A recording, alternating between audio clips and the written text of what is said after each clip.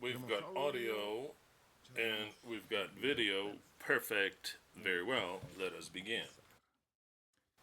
Shabbat Shalom, our most esteemed friends, honorable judges, LV tribe, as well as everyone else accompanying us. On this rather precious, kind of cloudy, I'm not sure if it'll be hot or not yet, of Shabbat, from California, the US of A, today being the 19th of Sivan of the year 5995 from creation, corresponding to the 4th of July of the year 2026, the Independence Day of the US of A, in which we shall study yet another chapter, Wisdom and Discipline, Part 74. As I've told you, is the festivity today here in the U.S. Happy Independence Day. Those of you that are in the U.S., always listening. It's always very important when a group of people gets together to sign a document where they don't even see how it'll end, but it is the beginning. The same thing is what we're living by signing a special document of Yom Kippur of the year 2024, in which we signed an independence, one from Yahweh, one from the God, which is still dominating this earth, which is the Creator, but which will leave His dominion unto another group of people, which is what the Bible denominates as the Messiah. So then we also have our Day of Independence, which is during Yom Kippur. But today is the Day of Independence of the US of A. So then a very happy Independence Day. Let us begin by congratulating the people and greeting them who have had a birthday during this week, which are as follows: Mauricio Rey, Italy; Ricardo González Hernandez, Chile; Gabriela Isabel Aguilar, Chile; Marta Sanchez, Mexico; Josué Gabriela Herrera, Colombia; Romina Andrea Martinez Salinas, Chile; Carolina Bucardo, Nicaragua; Luis Brevis, Chile; Kelet Moreno, Colombia; Lidia Hernandez, Mexico; Mayra Estela Vicente, Mexico. And they're not here today, but they are a part of this group. Audrey Lee and Nelson Siloch, the US of A. A great big hug to each and every one of you, and a great big hug to the entire rest that I've mentioned. A very happy birthday, many blessings, many congratulations. Wishing you that it be your last birthday under this system of Babylon. I'd like to thank Madeline, who sent us these pills that I'm taking. Once again, I'm taking 2 to 3 a day to see what they do, which are pretty good. They're for the hair. I still have yet to see, well, if it stays the way it is, that's fine. This should not go back because of what Yahweh placed. And I think that it arrived also. I think these candies here, yes, okay, then they're from her. Okay, then thank you, Madeline, for these ginger candy. We knew them already, and they're actually exquisite. They're very, very delicious. 4 bags of these, and 4 packs of this. Yeah, it's kind of like what do you call these things when you take a supplement? It's a supplement. It's great. So then, many, many thanks, Madeline.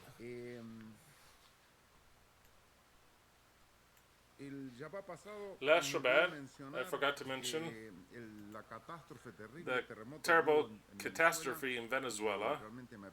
And actually,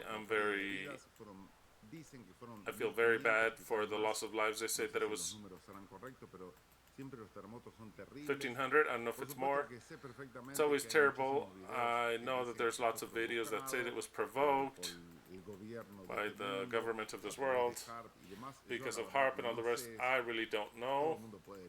Anybody can elaborate a whole bunch of theories. Nobody has the proof. So if it was provoked or by Yahweh, for me it's exactly the same thing, because one works for Yahweh and the other one Yahweh does it directly. So then, for me, it's unacceptable for the earth to tremble. That has to end when the government of the new God of the earth comes. The earthquakes will not exist. It's something that has no place where humans live. And so then, all of my, I don't want to say condolences because I don't know if it's the adequate word, but all of my sympathy and the best feeling for Venezuela, which is a country that has suffered because of this terrible evil that has to stop existing on this earth. I also forgot to mention that the Shavuot bread that we ate 2 weeks ago during Shavuot was the best bread that we've had up until now. It was rather spectacular, soft, spongy. It was really fluffy. It was a very good recipe. I always alter the recipes, trying to get it to a better formula. So this one was actually good. We loved it. It would be perfectly well for the miga sandwiches, which are typical of Argentina. A very soft miga, spectacular. It was very, very good bread. I gave Minto the mold so that he can make it bigger for 2 inches, because it's still small. It's still small. As long as I make them all 4 kilos, we'll see with the new version that Minto will finish. We'll see how they look. See if they don't get to the top of the oven, because they got to the top of the oven and that's how they stopped. With my oven is electrical and it's got a resistance above and below, and it got to the top and it got the form of the resistance. It was still good anyway, but I want one that doesn't get to the top, that actually it's developed and is expand everything that it has to without there is a limit that stops it. So then we'll see how that happens. As soon as Minto finishes the mold, I'm gonna make a bread and we'll eat on a Saturday to start to test, to see just one, to continue to test how the mold is gonna end up. I forgot to let you know that it was the best bread up until now that we've had in Shavuot and enjoyed very well. Oh, how we suffered the game of Argentina Cabo Verde yesterday. First of all, I'd like to say that Cabo Verde is a fantastic team. They made all the Argentinians, in other words you, to doubt if we were going to pass or if we weren't going to make it through. Because actually it was a game to suffer, They played extremely well. They covered everything up. Fantastic goalie, blocked everything. The second goal, I don't know if it's the best goal up until now. Spectacular. It was at an angle. If it wasn't because of this character, Messi, we would not have scored anyone. The forwards of Argentina is a disaster, complete disaster. El Toro Martinez is not doing great. Julian Alvarez is not doing great. The only one that can score is this guy, and if not, we need the defenders, because it's our 2 defenders scored. Messi and the 2 defenders. I mean, what a game to suffer yesterday. I can just imagine that all of you suffered along with all the Argentinians, because actually it was a game that was terrifying. And without taking 1 point away from Cape Verde, I have to say that Argentina played very badly, very badly. It's like they don't have energy. It's like we can barely score once, and then we go back. We give them the ball instead of advancing and pressuring them. We did not pressure them. In fact, they would pressure us. They would run all over the place. Touch with what fantastic players. And it's a selection that is their debut. This is their debut. That was gathered by a coach that called players that were born in Portugal and Spain and France, because they are isles that are at the east, at the west of Africa. A very beautiful zone that is like a paradise. They have 500,000 inhabitants, very small. And to get a selection of that size and that quality, they had such a fantastic job. They tied with 3 champion selections in the world, with Spain. They tied with Uruguay and with Argentina during the regular time of 90 minutes. It's just that we have to define it. So then it got 30 minutes more, and that is where Argentina, just as by those chances, got a difference of a goal, because it was for anyone. It was up for anyone. And if we went to the penalties with the faith and confidence that goalie had, I see a little uncertainty. El Diego Martinez, I don't even know if they would pass. Actually, the penalties are just a 50-50. What an impressive game. They really take my congratulations, and I think that the whole world that saw the games of Cape Verde has now a special respect for them and care. You have to earn it, and you earn it on the field. That's where you earn it, and they demonstrated that they have character and wanting to fight and win, and not to let people trample over it. All my respect to Cape Verde. Impressive. They now they have earned my love. For me, they're all heroes, not for me, but for Cape Verde, they're all national heroes. What they got that a country that no one knows, now everyone knows, because the whole world started to speak about Cape Verde, and they're like, who is Cape Verde? Before the World Cup, they said, you got Cape Verde, let's see how many goals Spain scores of them, Uruguay. No one could beat them. We just beat them in extra time, but in the regular time, it was tied. Marvelous. These people, impressive, incredible. I loved it. I loved it. I'm not even speaking to the rest because I don't want to get into by every country. We're Argentinian. Why do we say that we're Argentinian? Because we're a new Argentina. We're not the old Argentina. We're a new Argentina. On the side, the prophetic side, that says that we are like the silver, and by many other reasons that you already understood. That's why I'm not getting into to see. Good thing that the way Colombia played, there's no need. Everyone, let them win with whatever they want, and they have, and that's perfect. Today I hope, no, not that I hope, I wish that Paraguay will win. Obviously, it's an impossible mission type. Mission impossible type. France, at a soccer level, it is impressive. The players fly. They are way too good. It's a whole bunch of players that is phenomenal. France, for me, is above everyone. They have a better selection than in 2022, but everything can happen. Anything can happen. And actually, I have care for Paraguay and Alfaro, which is the coach there, and we'll see what happens. We'll see what happens.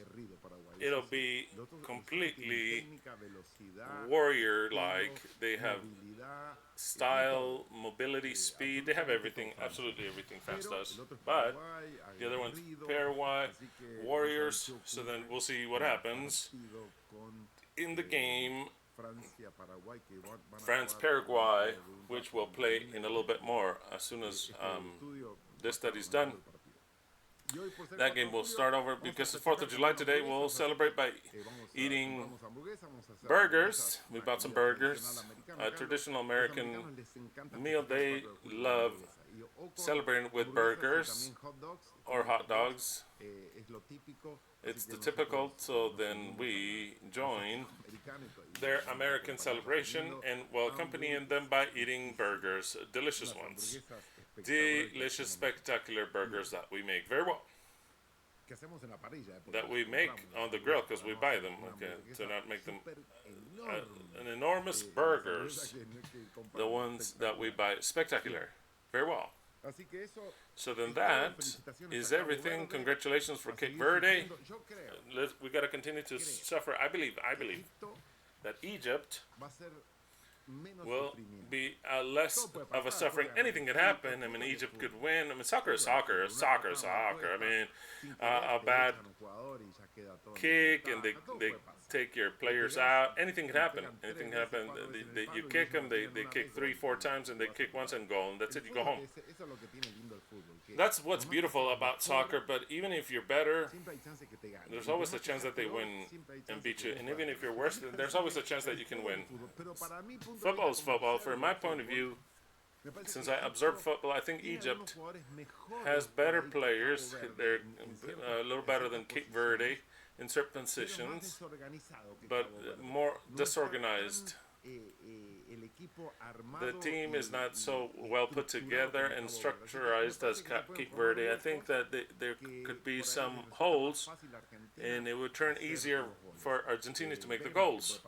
We'll see what can happen. So then that'll be on Tuesday, I think, right? At 9 a.m., the hour of California on Tuesday.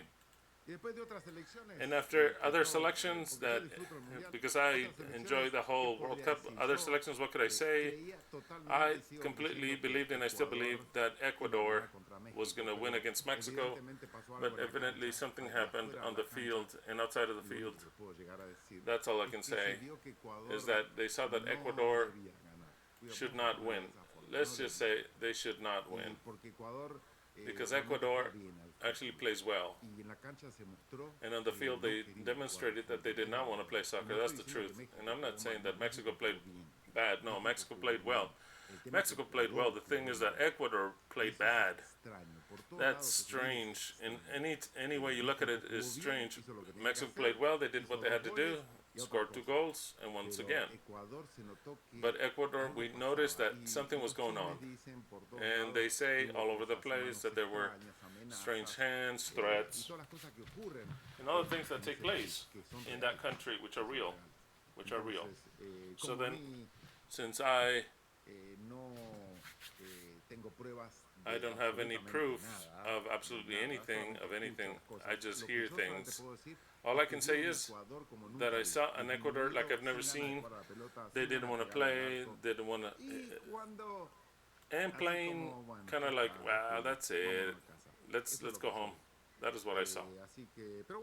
So then, oh well, Mexico, now they have to face England 40 years later, after Argentina led England in '86 with the goal of Maradona with the hand of God, to the mystical stadium of Mexico, which is beautiful.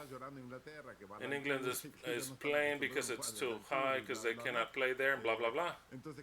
So then what do I have to say? When we go to Bolivia to play, I mean, that is not 1,000 meters, that's 7,000 meters.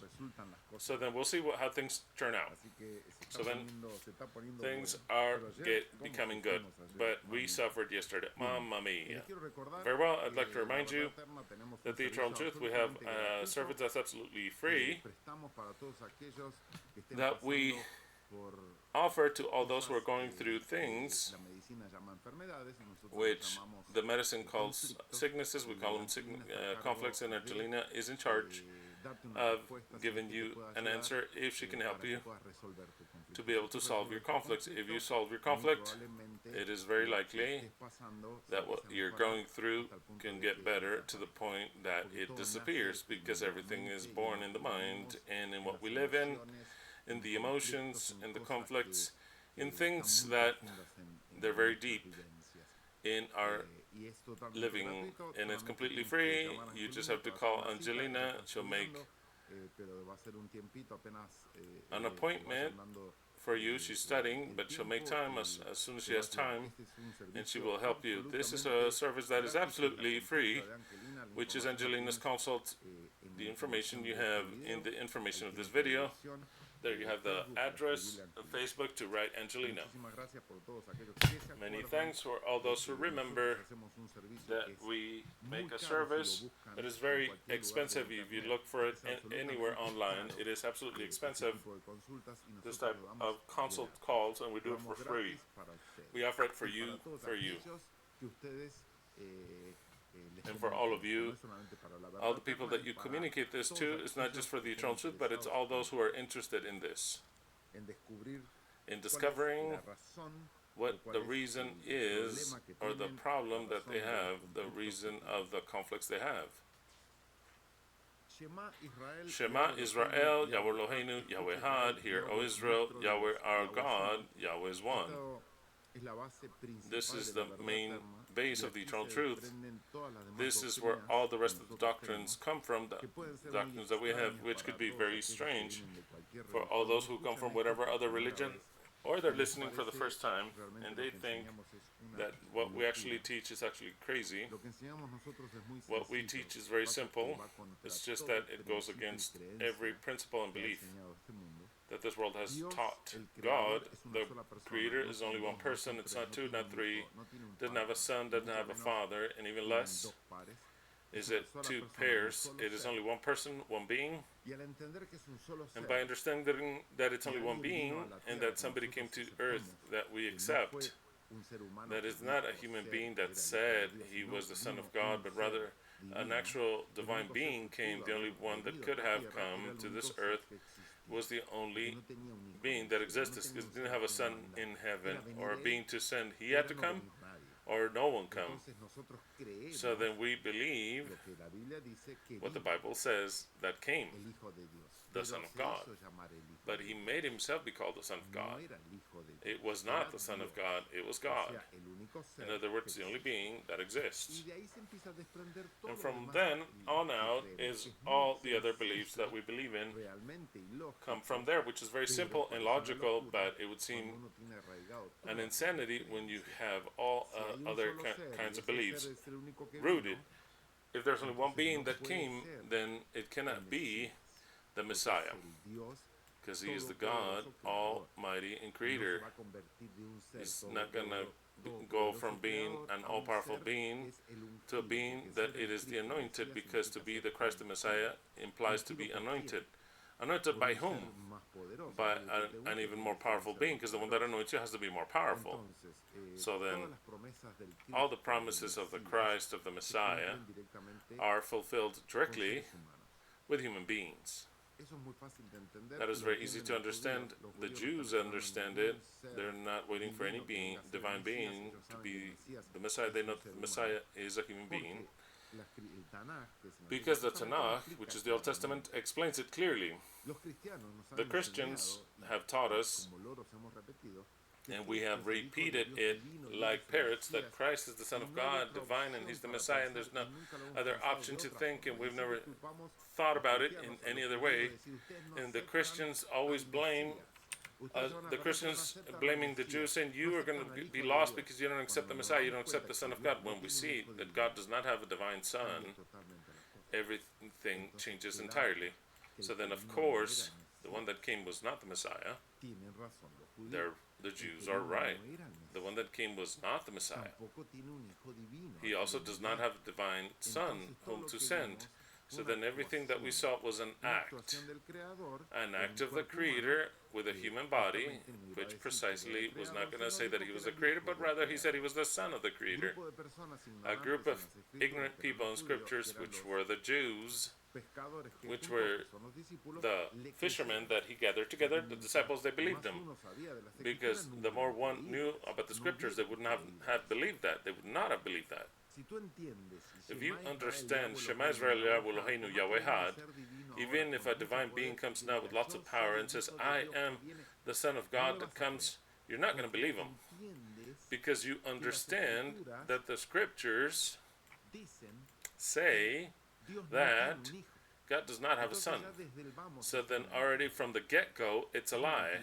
It is a lie. God does not have a son. If all the disciples, there's a reason why he chose fishermen. It's not by chance. He did not go to look for Pharisees, because they weren't going to believe him, nor would they ever have believed him, because they knew the Scriptures. So then they never believed him. There's a reason why they didn't believe him. With good reason, they sent him to be killed, because they knew that he was fake, an actual fake, because he was not saying the truth. Now, Was he with God? He was God. But he was a fake in the role that he used. The only ones that were going to believe him were fishermen. And you say, because they were humble. No, no, no. I tell you, no, no. Because they ignored the scriptures. Because as it turns out, they knew not the scriptures and they believed anything.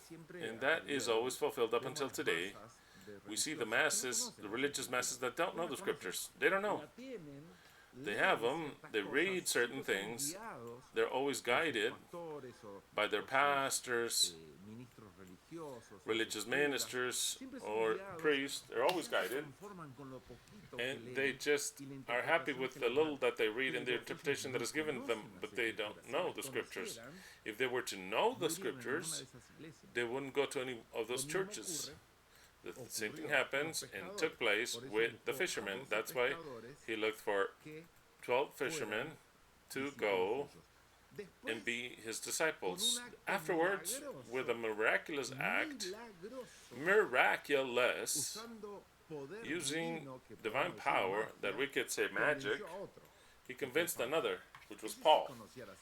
That one knew the scriptures, but he knew the scriptures and knew some other things, which all the Greek philosophy. And if he had not known the Greek philosophy, he would not have been able to serve. He was not going to convince a pure Jewish man of a new doctrine. No. He already had to have a mix with the Jews to open his mind a little more to say, well, okay, so then salvation now from our Jewish rite, fulfilling the commandments, now will be by faith. So then Paul comes along, which God prepared him since he was born for that message. Paul comes, which was good for him to spread that message to the entire world. It's a message like all the false religions. Doesn't save anyone. Neither does Christianity save anyone, nor Islam save anyone. No one saves anyone. Because at the end of times, a human group would rise that would understand that the Messiah was not something foreign to them, that the Messiah was not coming from heaven, that the salvation was in ourselves, and that the Creator was interested in leaving them the power that he has, or part of the power that he has, so that they would rule forever this creation. Because the very Creator is not interested in ruling this creation. It is very simple to understand, very difficult to accept, because we've been indoctrinated in this religious system, and it's difficult to come out from it. That's why the Messiah, John 8:31-32 said, then the Messiah said unto the Jews that had believed on him. It is so important to believe in him, because if you believe in the Bible, like the religions explaining to you, you cannot understand. So then here the Messiah is directed to those who had believed on him. Notice it's very clear that he doesn't talk to those who had believed in God, those who had believed in the Torah. No, it doesn't say that. Those who had believed in him, that he was the Messiah, when he wasn't. But that's why it helps us, because that Messiah is an example of what the Messiah would be. Then the Messiah said unto the Jews that had believed on him, if ye remain in my word, not in the word of God, not in the word of Moses, in my word, says the Messiah, then you shall truly be my disciples. Of course, disciples of that Messiah, not of God, not of Moses. And ye shall know the truth, and the truth shall make you free. The truth is not in the Bible. The truth is not in the churches. The truth is only had by the Messiah, and it's not that Messiah. That Messiah is only the form, the image of what would be the true Messiah. And of course, no one understands this except for those who will be a part of this. When the rest of the people already, the group of the Messiah is closed. I'm going to say it this way with better words. When the group of the Messiah is already sealed, closed, then barely the message will go into the world. And there is where they will be able and say those words, if you remain. If you want to know the truth, you have to listen to me, not the Bible, me. That is what will happen when the Messiah is anointed, per se, anointed. And everything, why this whole misunderstanding, this lie, all this confusion, why? Well, because Yahweh did it that way. Proverbs 25:2. It is the glory of Elohim to conceal the word, which is his Bible, is concealed. Yet glory of the king, which is another synonym of the Messiah, a code of the Messiah, a code name of the Messiah, is to search out, to take the cover off of the Bible, to understand the Bible. In other words, by this time, no one will understand the Bible actually what it says, except for the Messiah. When the Messiah is already in the stage and is anointed as a Messiah, barely then will his work in the world begin, and the Bible already stops using its function. The Messiah will not come teaching the Bible. You're never going to see the Messiah already anointed, the new God, with the Bible in his hand. The Bible already is no longer. That is why he says, if you want to learn, listen to my words. Not the word, not what God says. It'll be what I say.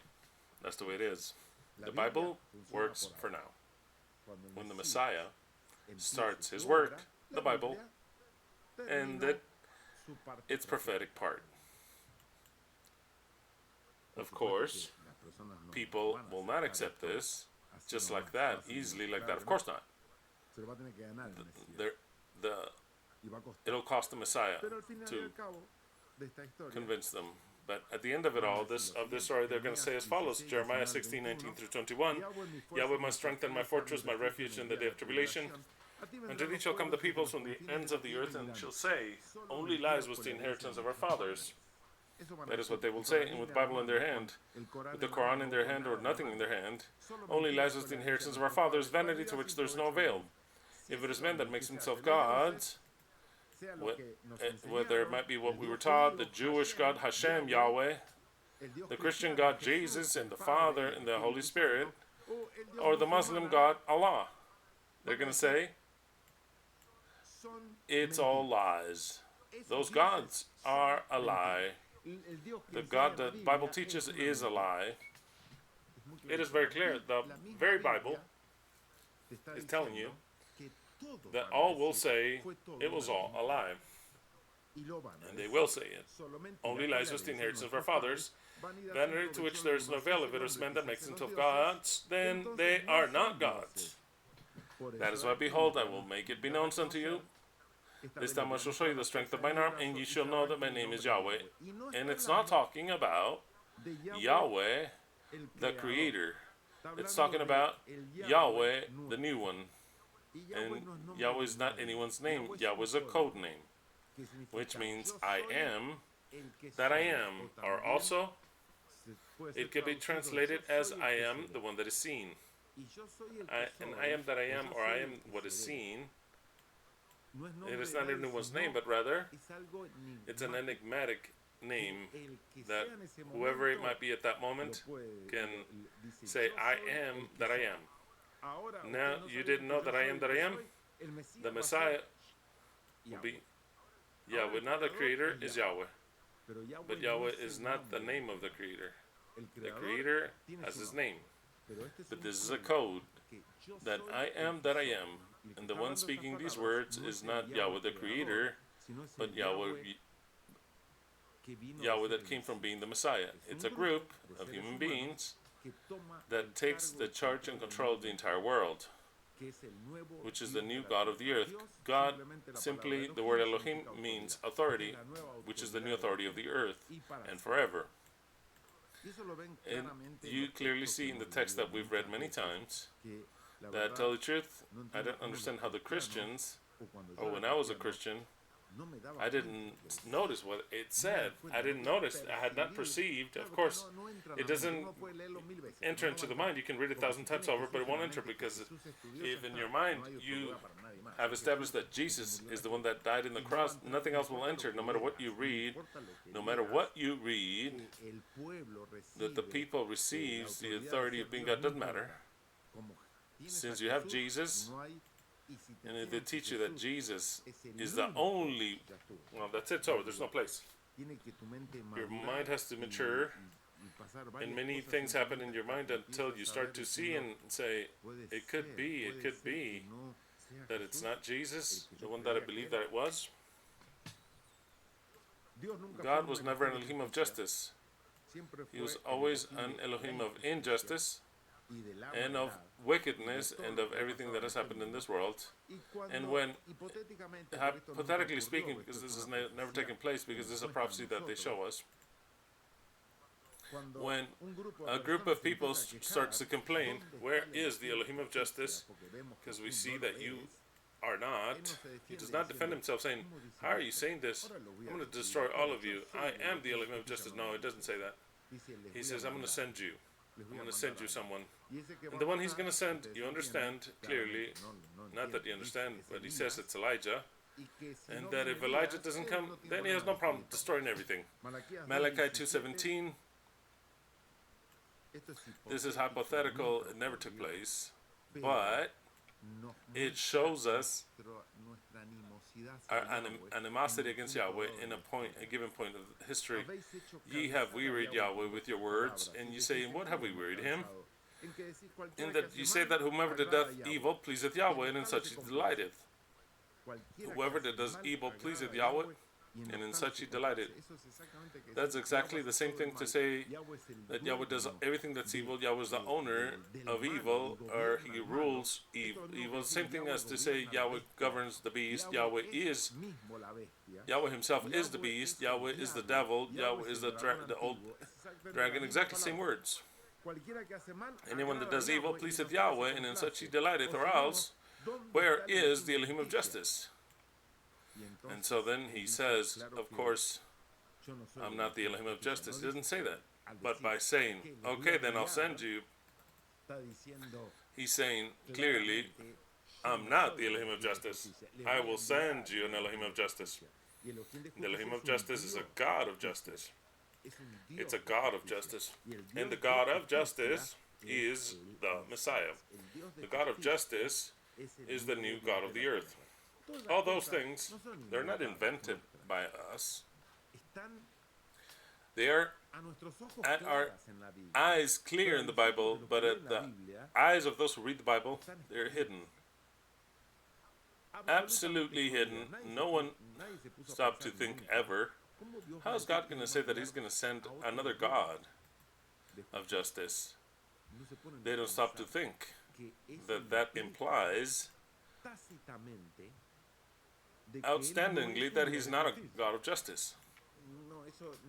They don't want to think about it, because if they think that, then their mind starts to hurt, and they could even be sinning. And the last thing that a religious person wants is to, in their mind, put a stain over God. God is just and saint and holy. We're the wicked ones, evil ones, and sinful ones. We're going to be saved by grace, by grace. So then, they cannot even suspect that God is unjust. No matter any barbarity that they read in the Bible, like destruction of cities, inundation of the whole world, they don't even, it doesn't even go through their mind that God is absolutely righteous and a monster, but they say God had his reasons because he's righteous. Maybe they were all awful monsters, absolute evil that deserved it. They never get on the side of the human being. And afterwards, when it is taught to them that there will be a hell, well, they're all going to suffer eternally. They say, because God is love. God has to be away from wickedness, because God is good, pure and holy. He cannot see sin. All those things, I was taught them. God cannot be in the presence of sin. God cannot be in the presence of a sinner. He cannot. So then that is when his son Jesus comes and he interposes between the sinner and himself, because he's so righteous, so pure, so good, that his very presence would destroy the sinner. All those things were programmed in our mind. That's why they don't even get the luxury to say that God is unjust. I can imagine what type of mental problems they have in their minds, because they see themselves with one foot in hell already. So, yep, God, as a just being, you already have one foot in hell and you feel its flames. What a robbery it was against Croatia. That's what I forgot. Absolutely an absolute theft. Portugal should have already been back at home in Portugal. It was a theft. It was not a penalty. It was not a penalty, and they gave him a penalty to Mr. Cristiano Ronaldo, or else he would not score anyone. The only way that Mr. Cristiano Ronaldo can score at this age, I'm not saying because of the almost 1,000 goals he's got. I never liked the way he plays. Doesn't matter. He must be a beast, but nobody cares about him around here. He wasn't going to score on Croatia. They had to invent a penalty. There's nothing to prove it. I mean, wow. They've never played soccer. I don't understand it. And then the goal that they stole from Croatia, because they say that a Croatian it touched his hair and there's a censor. Oh, please. They don't even know what to invent, the FIFA wants, in one way or another, to reward one of the greatest players that they've had, which is Cristiano Ronaldo, so that he can leave here being the highest possible. Portugal can never be champion, not now, not ever, not 10 years, 100 years, 1,000 years. Don't ever. I'm going to tell you something. I'm teach you to be a soccer. You're all Argentinians, listen to me. So then, there's no problem in this.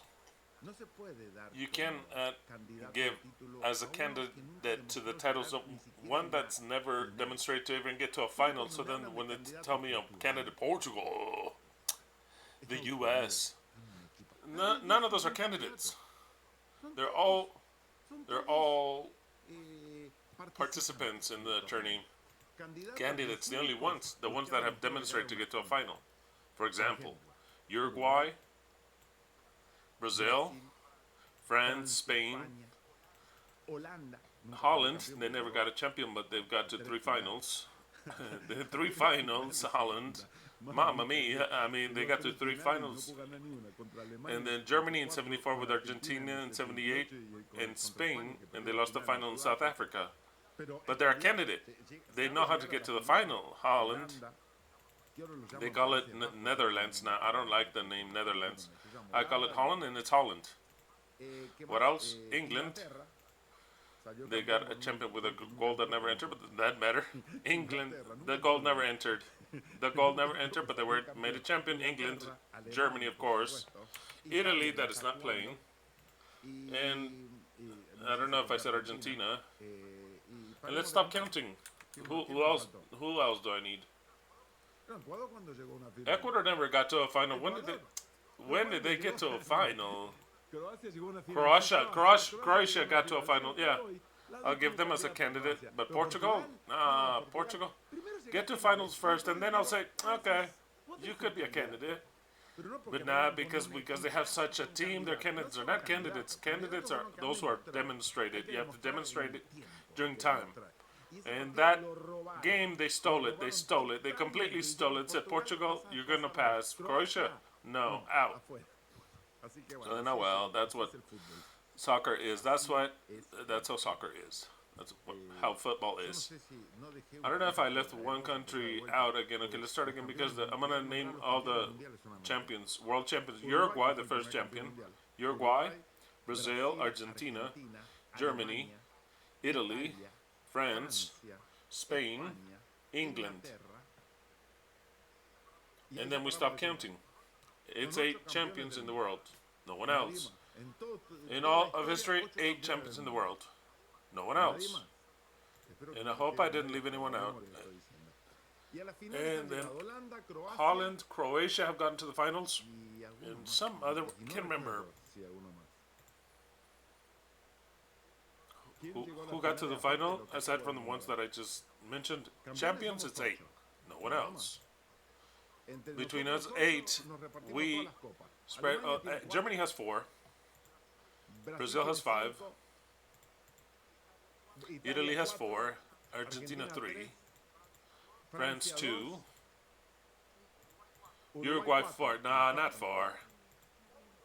How's Uruguay gonna have 4? They confused me because they have 3 foot. No, stop stealing.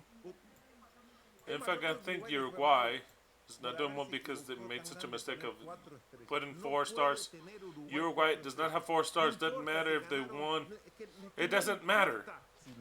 There was no World Cup before. I don't care if there were Olympic champions. I don't care because we're 2 Olympic champions also.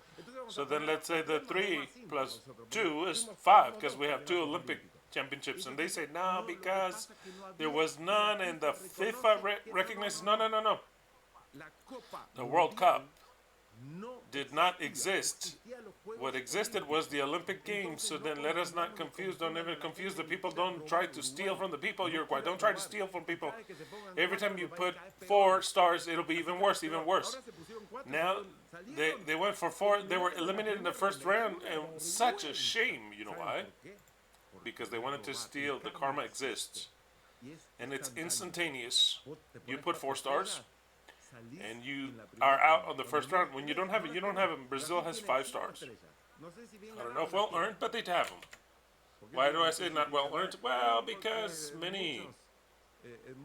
many years that they were champions, Avalanche and all the rest, they were Brazilians and everybody knows what. Germany has 4 stars. I don't know if well earned because also Italy has 4 stars. I don't know if well earned because there's Mussolini. I don't know. Argentina has 3 stars. You're gonna say well earned, and I'll say well earned. No, because the military well earned the 4 stars. No, because in Qatar they give them penalty. People speak and speak and speak. No, because it was the hand of God. 3 well earned, and then France 2 well earned. Perfect. In Spain 1 well earned. Who else was it? England 1 and ill earned. With a goal that did not enter, it never entered, it didn't enter. But well, they have there. See what happens when you score a goal that didn't enter. Don't complain later if somebody scores with the hand later. Don't complain because if you make goals that don't enter, then they'll enter with the hand into your goalpost. If Uruguay uses 4 stars that they don't have, they don't have them. But to the death, I'll argue that they don't have them. Period. They don't have them. Take those 2. Don't be ridiculous, Uruguay. Shut your ass, Uruguay. Take those 2 stars out that you have extra because you're stealing. Not just stealing. All that of us that see you say like, who the fuck do you think you are with those 4? Take them out of there. You're really. It's ridiculous. If you play like us, I'm sorry, but don't add 2 stars that are not of World Cup. You have 2 World Cups and that's it. The last one you won, it was 70 years ago. You want to try to revalidate. If you think you're a world potency, try to win something lately.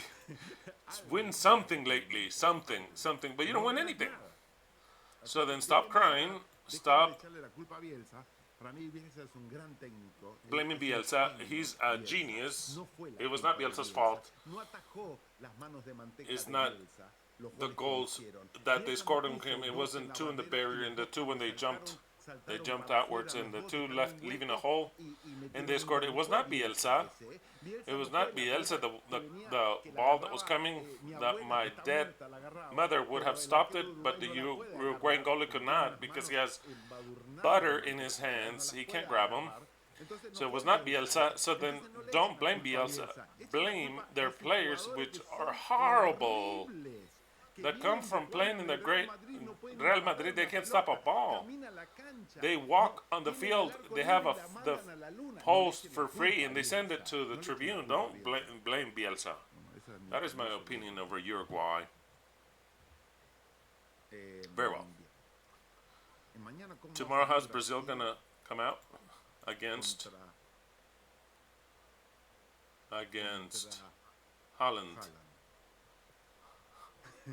How are they going to come out from there? Oh, what a game. We're all Argentinians. We just look from the outside, but oh, wow. Unless they really become very special, Brazil, it's difficult, I'm going to say. But it's Brazil. If they had to tell, if they were to ask me, Brazil. Brazil has 5 stars. Doesn't matter if they play like ass. It's Brazil. Norway never in their life have they played like Brazil. They could win a game. They could kick them out. But in what football nations, Norway does not exist, nor will ever exist next to Brazil. Brazil is Brazil, even if it's with 10 people that you don't know. It's Brazil, just like Argentina. When you win something, you win something. If you never won anything, then you're nothing. You're no one. Just like that, you're no one. You have to present what you won. That's the way it is, and that is how you earn respect in football. You won something, no matter if you're with Holland or Holland, doesn't matter. Doesn't matter. What did you earn? Nothing. You got to a final? No. You got a semifinal? No. So then, you can win one game? Yeah, you can. Can you compare with potencies? No. So then, you have to earn things in history. It's with history. Things are with history. That's why I got so upset that Croatia was out. I really care for Croatia, and they kicked us out of the World Cup. What is it, 2014? They kicked us. They scored 4-1. Didn't kick us out, but left us trembling. And then in 2020 we kicked them out. But they play good soccer. They play good soccer. Portugal, what does Portugal earn? Nothing, never anything. Take that. But if we're gonna give them the penalties, if we annul the ones that they all make, then it's difficult to play soccer. It's difficult that way to play soccer. Farewell. That is the story. 2018, they beat us 4-1, right? Oh, 3-0. I understood 4-1. Oh wow, that was so bad with Croatia. But I like Croatia a lot, just like I like all the African teams. I really like them. I was going for every African team, but they started to fall. I was not going for Cape Verde because they were playing against us, of course. Hey, speaking about Africans, how are we doing with Canada? They're 0-0. Oh, Morocco won 3-0. Mamma mia. That's fine. The African team won. It's the only one that is left. Oh no, in Egypt. We're going against Egypt. We play against Egypt. Okay, Morocco has passed. The other one that is left is Egypt, and then we have to play against Egypt. Well, we'll see what happens. So then Morocco won 3-1. Very well. That's how things are. I don't know what I was talking about before, but let us begin. How much is it? Just a little bit longer. It'll be short today. There is no questions today, so then it would seem that I've answered all the questions. Yes? Yes, of course. Not just him, it was the other one. It was almost the same team. Almost the same team. Yes. Very well. Oh yes. But we're gonna. That's how soccer is. You have to know how to live it, suffer it, enjoy it. That's what soccer is. Very well. Wisdom and discipline, part 74. Remember that you can ask me questions of all kinds in an anonymous manner if you write to me in Facebook, and I will answer them in an anonymous manner here. I don't have any questions here, so we start with today's subject. The invitational text is: the treasures of wickedness will not be of any profit, but justice frees from death. The treasures of wickedness, I would say 4 stars, that you didn't earn, because you exhibit them as if you were 4 times champion, world champion, Uruguay. That is wanting to deceive, and trying to deceive is wickedness. It's the very definition of wickedness, a lie, saying, I am 4 times world champion. No, Uruguay, you're not 4 times world champion. You got 2. In the first in the world in 1930 and then in 1950. Uruguay was a champion in 1930 when none of us existed. No one that is listening to me existed. Not my parents that are dead existed. That's where Uruguay was a champion. Imagine what soccer was back then. And then in 1950 in the Maracanazo, where they beat Brazil in the Maracanã. From then on out, you didn't win anything at a world level. So then we have 76 years, waiting for you to win something, and all you won is shame because you added 2 stars that are not yours. And Uruguay, you fall into this text. The treasures of wickedness, the stars, trying to deceive that you're champion even before the 30th of a championship that does not exist. They will not be of any profit. It'll be, unfortunately, in the first round, you'll be out. That's what will happen. That has to be something for us, an example for us. The treasures of wickedness will not be of any profit, but the justice frees from death. Now I'm going to explain this text, but we're not getting to that text yet. But since no one dares to say it, and the FIFA erroneously allowed Uruguay to put the 4 stars, I don't know why. All of the corrupt organism, the FIFA, allowed Uruguay to have 4 stars. What a shame. I was looking at the 4 stars of Germany, and I would look at the 4 stars of Uruguay, and I would say, Uruguay, you have no shame. You have no shame. Just like that, you have no shame. None.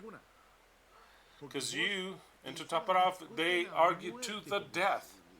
Because death, when you want to affirm it and you turn it around and, oh yeah, we were champions of the world because in the Olympic teams, they were one way or another, where they were the World Cup. No, it was not a World Cup. It wasn't. It wasn't. It was something else. We congratulate you. It was something else, but it was not the World Cup. The first one that existed, you won it. Uruguay won it. And they won us. We got to many finals. The first championship of 1930, Uruguay wins it, and they beat Argentina. It was very few selections, so 7, 8, or 9 playing. Just imagine, it was another type of soccer, different sport. Now we're arguing if they were on offsides with a sensor on the ball that feels their hair. I mean, that's what we're arguing now. Imagine what it was back then. And then back then. Very well. Beginning with the first text of Proverbs 10. The Proverbs of Solomon, Shlomo. In these Proverbs that we're going to read now, there are interesting things that are not so interesting. There are things that have such a depth, others that really don't. So then there's lots of cover in certain things. We're going to try to look for the best turn on the Proverbs so that in some way they can help us. Because I could explain the Proverbs. If they don't help us at all, then they're really no good, not even to study them. The thing is about this, that you're listening to me, is that you can put something to practice. Not just to say, oh, this is so good. You know, one of the things that Bielsa said, he said, the players complained because I would speak too much during the technical gatherings. A player can't listen to me more than 15 minutes now. And I said, he can't listen to more than what? More than 15 minutes? But players and your fucking bitch, I would set them all day to speak to them. They said they complained because they didn't want Bielsa to speak to them anymore. I can't believe what money does in the mind that's subdeveloped of a soccer player, because normally they have subdeveloped minds since they had to do sports and not study. Of course, when a coach comes along with starts to tell them, what if you play like this? What are the things and the techniques and the advantages and disadvantages? No, of course. All they want is to be looking at their phone. Let's see who gave me a like in the social media. How are they going to pay attention to some boring guy like Bielsa? They don't want to listen to him. Oh, you don't want to listen to me, you sons of bitches. Then none of you will play. I'll look for all the ones that want to listen to me. What if you were to tell me I don't want to listen to? You know where I would send them if you don't want to listen. The only way for them to learn, for them to listen to me. There's no other way of learning. And they told them that they couldn't listen to him. I would be listening to Bielsa all day. All day. It's a guy that has so many things to say. And the things that he says are out of a normal individual. He tells you story situations. I've listened to videos that say, if you invite Bielsa to eat an asado, you're going to talk about soccer. But if we're going to talk about soccer, you can't stop him there until 6 a.m. because he's going to talk to you and talk to you and explain to you. Wow, there are minds that sit down to listen. But if the Uruguayan team that play like ass, because they have nothing, they don't even have the garra charrua. They don't even have that. Uruguay don't even have the garra charrua, because they couldn't even make one kick, and they not one player in 20. I mean, Uruguay, they were never quality. Uruguay was never quality, subtlety, like touching the ball like Argentina. No. Uruguay's game was just to tackle you. You would pass them, and you would stay there. The ball's not going to pass along with the player. That was Uruguay always. They were a violent game. To shit on you with kicks, that's the Uruguayan game. I learned to play soccer in Uruguay because my dad was a pastor in Uruguay, and I did my elementary from kinder to 4th grade. I learned to play soccer in Uruguay.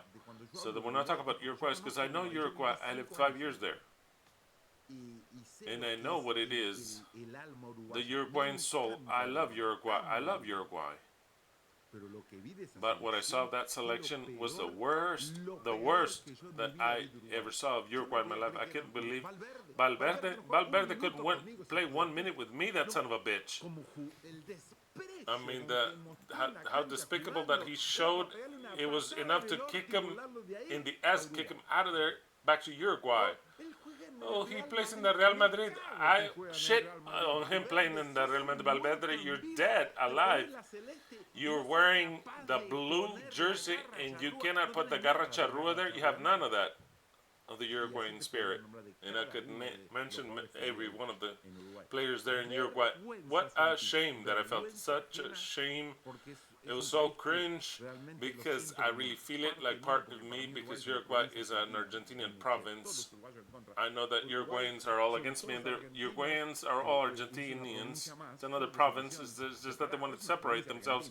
They're an Argentinian province, and I know what Uruguay is. For a Uruguayan,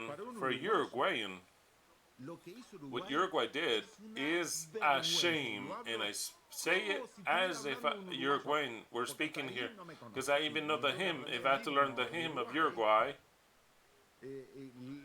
we used to sing it in the primary school, not just the hymn, the national anthems. I had to live in Uruguay. What Uruguay played was a shame, complete shame. I can't describe it.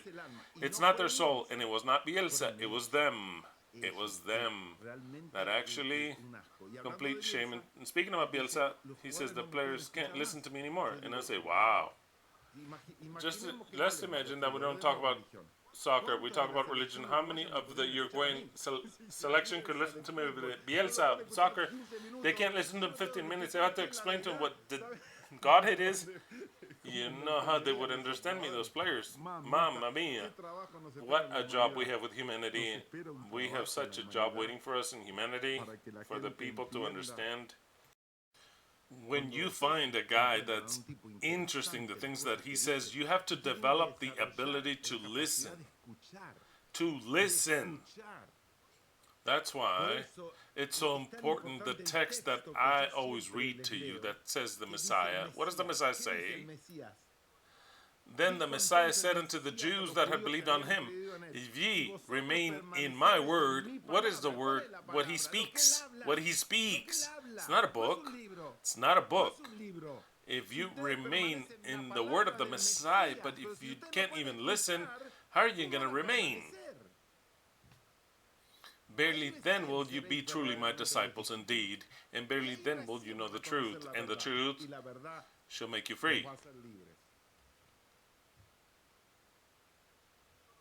I don't say that the crazy Bielsa is the best coach in the world. No, but what I'm saying is that all the teams of Bielsa have played very well soccer. Can they do badly? They could do badly. When he coached Argentina, he won all the classifications. He won.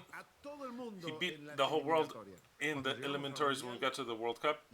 The bad luck because of those things that we left in the first round. But I can't say that Argentina played badly. Argentina was a beast playing. That's what soccer is now. Uruguay was a shame, and it's not because of Bielsa, it's because of having 4 stars that they wanted to deceive. They wanted to deceive.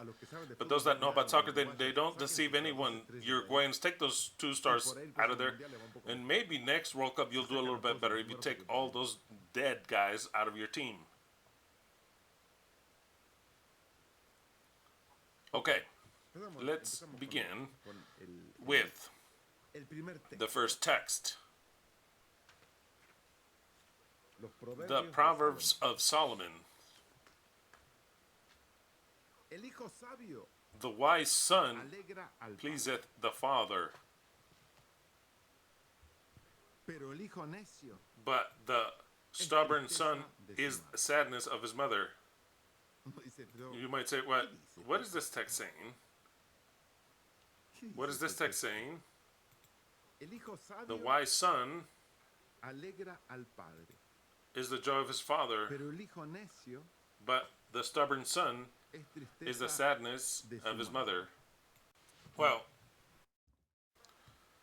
in order to try to understand what the original said, the original says exactly that. In the explanation of all the wise Jews, that I read it just to read it, because it gives me the first base of what they understood, which is not what I understand. We could coincide, we could not coincide, but I'm interested to know their opinion, which studied the text before I did, but it's not that what I'm based on, at the very least. Amongst them, there's a discussion of what it means. First of all, they said maybe Solomon, so as to not repeat fathers. A wise son makes his parents glad, and then it's the foolish son is the sadness of their parents. It sounds awful. So then maybe when it's mother and father, then when this text is referring that a wise son maketh a glad father, not just the father but also the mother, but the foolish son is the sadness of his mother. Not just that, but also of the father. But you understand that it's talking about the couple, that the wise son makes his parents glad, and the foolish son is heaviness on his parents. It could be that Solomon is saying so as to not repeat father. It could be, it's evident, but there's something else here. There's something that's way more. There's a stop to think about it. What is Solomon trying to say with this? It's not that it's so important, but I wanted to project it to what is seen in the world, and I discovered very way out of what the Jews say in their explanations. They're always saying, no, because the wise son, it means that he studies the Torah, and since he studies the Torah, the father rejoices. But if he doesn't study Torah, then he's going to be a failure in life, and the mother gives some sadness, things like that. That they have reason by saying some things like that, but for me, applying this text to life, our life, trying to understand this, why a wise son is the joy, a blessing for his father or for his parents, and why the foolish son is the sadness of his mother. Well, everything that I'm going to say now is my opinion from here on out. It's my opinion, what I'm going to present. It could be that you see this differently. It could even be that I'm not seeing this correctly. But what I'm going to tell you is what I stopped to think for many hours and days thinking about this text. What is it that it means? And I discovered this as follows. I believe that the son, the children, the son, is not brought up by the father, it's brought up by the mother. Now and before. The father always would go out and work. That's the function of the father. He goes in, leaves in the morning, or goes to work, and that comes from millennia. Working out. If he has a field, in the field. If he has cattle, then in the cattle. And if it's a worker of someone, then a worker of something. That's it. It's over. Who would stay home with the children? The mother. The mother. So then, the educator, the main one and only one, is the mother. The mother is the one that would teach him to speak, that would teach him to write, the one that teaches him to read, teaches him religion is the mother. The father, after working, set yourselves in Solomon's time up until now, the father, after working all day out, the last thing he wanted was to dedicate time for his children to teach him anything. The children were with his mother all day. She would teach him to read, to write. So then if they don't do well, they don't do well because of whom? The mother! There's only one to blame here. I want you to see it on the point of view of what Solomon wrote. Never the father's going to be to blame for the education of the son. It's not his responsibility. As also the mother is not to blame that if they suffer by starving. If they starve, it is the father. If he exists, it is the father's to blame. I'm saying, not if he abandoned her. If they're hungry, it's always the husband's to blame. I'm not speaking about modern time that the women go out to work. No. Forget about that. Forget about that. I'm talking about what this life has always been: the man working out, and the mother at home. When there's a necessity. If there is need, the husband is to blame. He has to go out and hunt the mammoth. He has to bring the food home. If he fails, the one that fails is the husband now. If they fail in the education, the only one that fails is the mother. Because the mother is the one is there from the birth of the child. In fact, in Germanic medicine and biodecodification and things that you already know, the relationship between the mother and the son is so great that it would seem only one being. That when there are problems with the mother, the son could have many conflicts. You have to heal the mother for the son to heal. If the mother separates, there's a conflict of separation. The father can separate. The son, nothing happens. The baby does not suffer. The baby doesn't even know that a father exists. The mother is everything for the baby. It's everything for the baby. Everything. His mother is everything. His dad is non-existent. Mom is mom. And when there is a separation of the baby with his mother, all types of conflicts come to the baby. When they grow, they barely gain conscience of the father. And afterwards, when then he starts to grow apart from the mother, there be some type of care and union with his father that is stronger than what it existed before. But it's all the mother. The education is the mother, it's all the mother in the son. So then, having understood that, since the mother is the one that educates and forms the son and works out,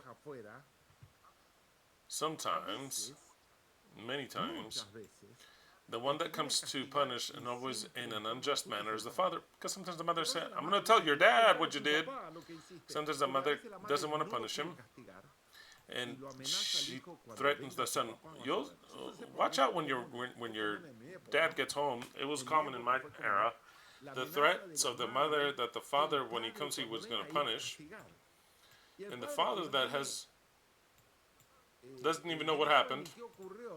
Sometimes he would just come in and punish. I mean, that's the way it is. In the idea, I don't know why, don't ask me, but maybe in your experience you saw this. I'm not saying that all the parents would punish. No, I'm not saying that. That all the dads would strike. But the truth is that the one that punishes the more is the dad. The one that educates is the mother. And the one that punishes the more is the dad. Yeah, I know there are cases that sometimes the mother strikes more. Things that have happened that now they utilize that less, but I'm talking about olden times. Don't bring that to now, because this wisdom was not written today. So then you have to understand the world, and I'm not asking 3,000 years later, but 150 years back. In the concept, now you'll understand even more the conclusion that I got to.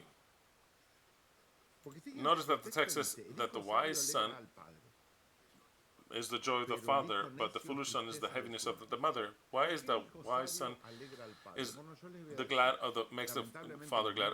Unfortunately, in the world that we live in, nobody is remembered as being the son of, and they mention a mother. When somebody achieves great things, they say, "This is the son of," and they mention a father. This is the son of Maradona's son, for example. No one's going to say it's the son of Claudia. No, this is Maradona's son. This is Messi's son. No one's going to say this is what's Messi's wife, Antonella. This is Antonella's wife. People's going to say who? The son of Lionel Messi. Oh, the son of Lionel Messi. The honor is always had by the man, never a woman. Never, ever. There's exceptions when precisely a woman's very famous, evidently. But generally, I'll go back. I want to. Don't think about it now. Always the way it's been. There were no women that were honorable or with honor honorable back then. There must have been honorable, but with the fame, I'm going to be the son of Cleopatra, maybe the only one. But start to mention women of the oldest. You don't have any in the Bible. Notice in the Bible, in the biblical chronologies, they don't say Antonella's son. No. The son of Joseph, the son of this one, son of Adam. Son of Adam and Eve? No. It doesn't say Adam and Eve. It doesn't say Adam and Eve. It doesn't say Eve's son. It says Adam's son. As if Eve did not exist. If you read the biblical chronologies of son, it's and Noah begat, and Noah's wife. I don't know her name. No, who cares? What was the name? Enoch's wife? Oh no. We don't even know if. Yeah, he did have sons and all, but we don't know. No one knows that thing is the son of. It's always the son of. Now, if he's a bad man, then they do mention the mother. And the mother's put to shame. When a person is evil, how do they call him? Son of a bitch! Exactly. That's where they notice that when the son is a bad son, it's not your father's a wicked man. No, they don't say that. They say the son of a bitch. Why? Because the text is very clear. The Jews don't explain this. That's why the way this text is. But of course, in this world, sadly, that's the way it is. If you're someone honorable, they're going to say you're the son of Trump. You are the son of, I don't know, some famous guy. But if you are dog shit, then you're a son of a bitch. That's it. It's over. That's it. It's very clear. The wise son that achieves things also makes the father glad. But the foolish son is the heaviness of his mother. Why, when a child is brought up wrong, what do you call them? A spoiled brat. In Spanish, literally, is somebody with an ill upbringing. And who did the upbringing? The mother. So then, whose fault was it when you say this kid is spoiled? Had bad upbringing. Whose fault was the mother? That's when he's older. You call him version 2, son of a bitch, with bad upbringing. And if they get even more upset. They tell him, go to your mother's cunt, not your father's dick. No.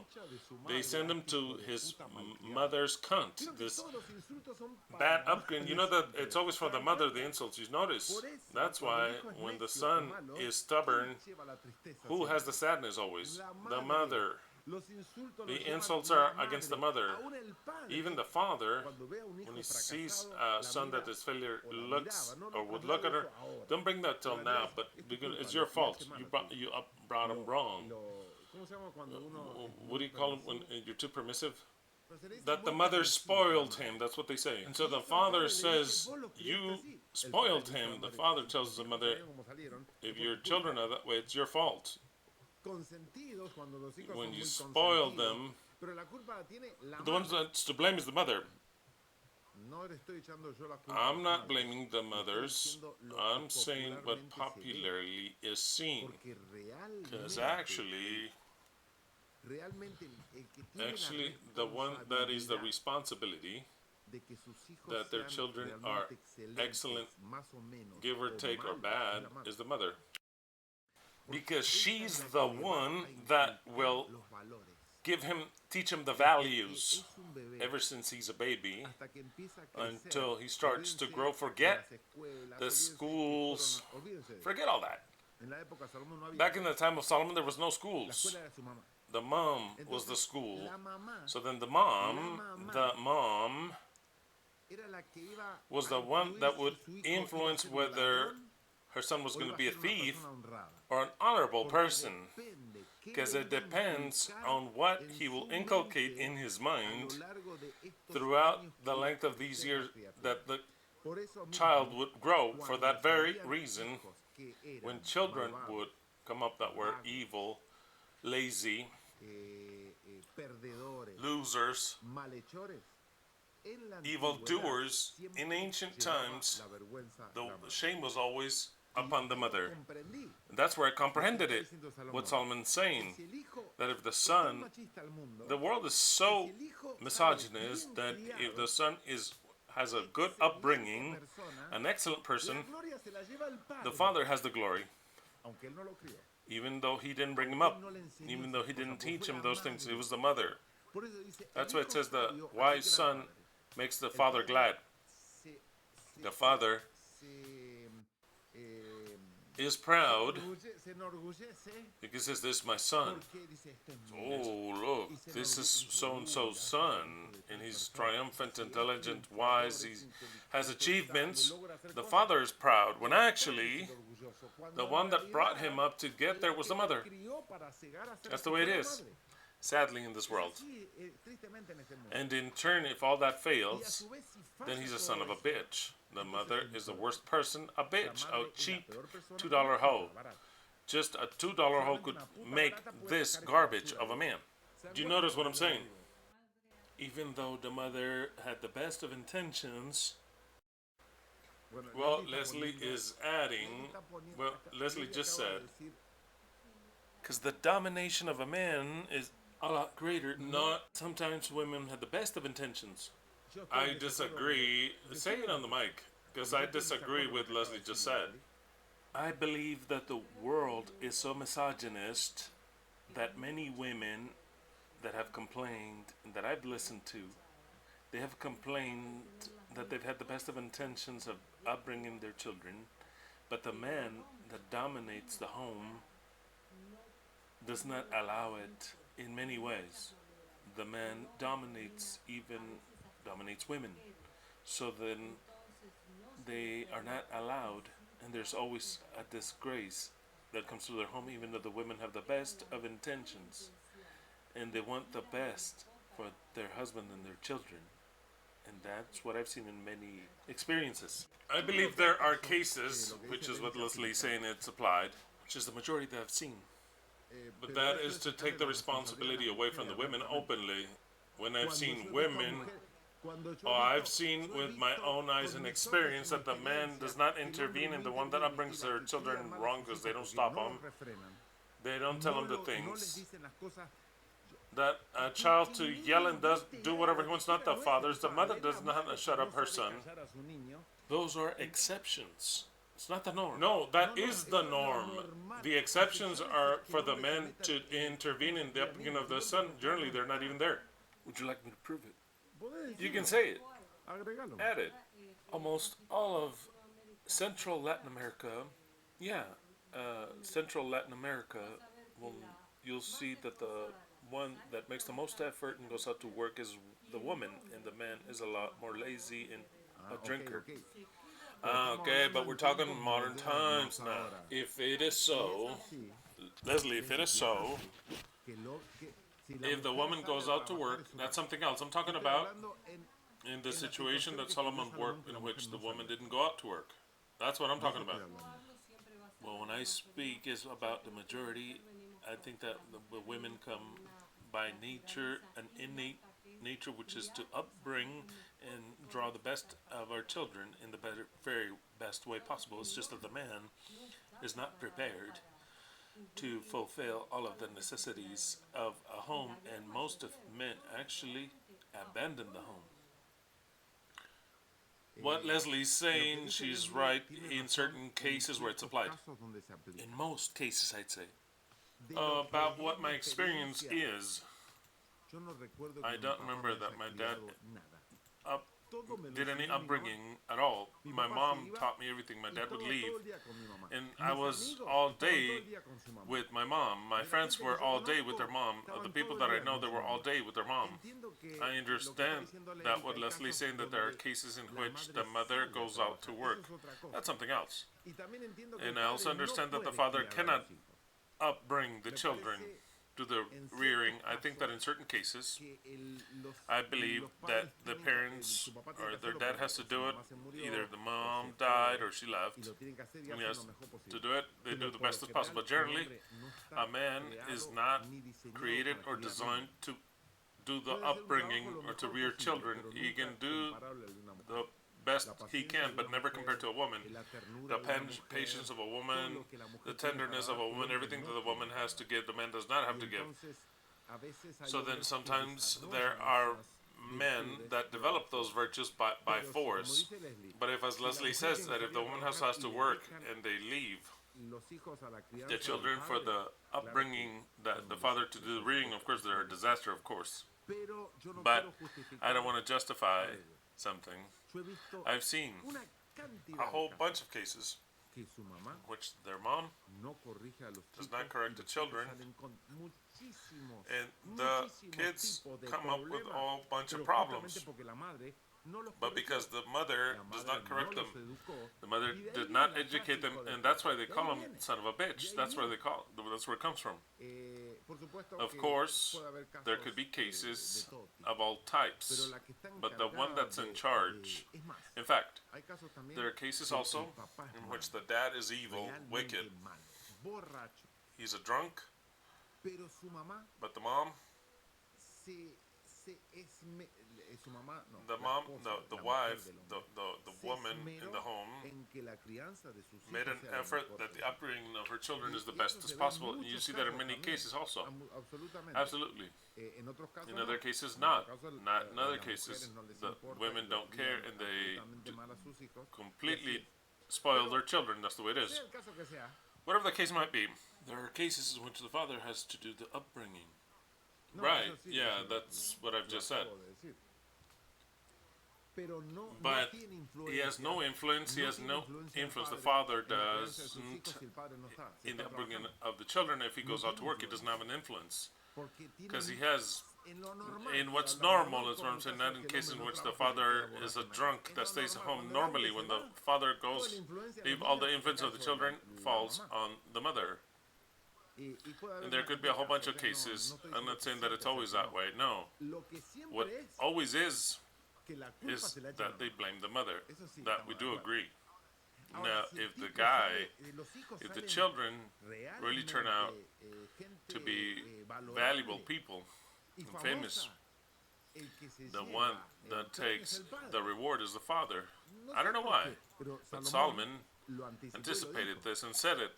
The wise son, successful, that he does things right, that life progresses, that he's been doing things excellently well. The wise, successful son makes his father glad. But a foolish son, which is out drunk, lazy, loser, that doesn't work, everything does wrong, all that is the sadness of his mother. Why? Because they blame the mother, and also there's something more even. There's something more. Cuando una madre ve necesidades en sus hijos, o sea, tristeza en la madre, porque su hijo la está pasando mal, vamos a poner por necio,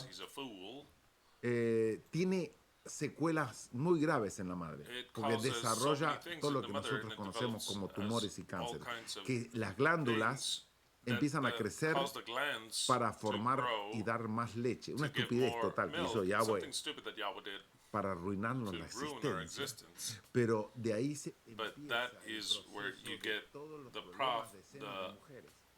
Porque las mujeres problems with causing the women to want to give their children something they no longer have. Their glands grow to be able to give, and they end up with problems that we already know of what I've just mentioned. I don't want to mention it too much. So then they've got this problem. And the woman is sad for her children. She may have that problem. So it's all a chaos. This text, what is it good for? It was only good for looking at the world and see the way it is, because they're not going to learn anything.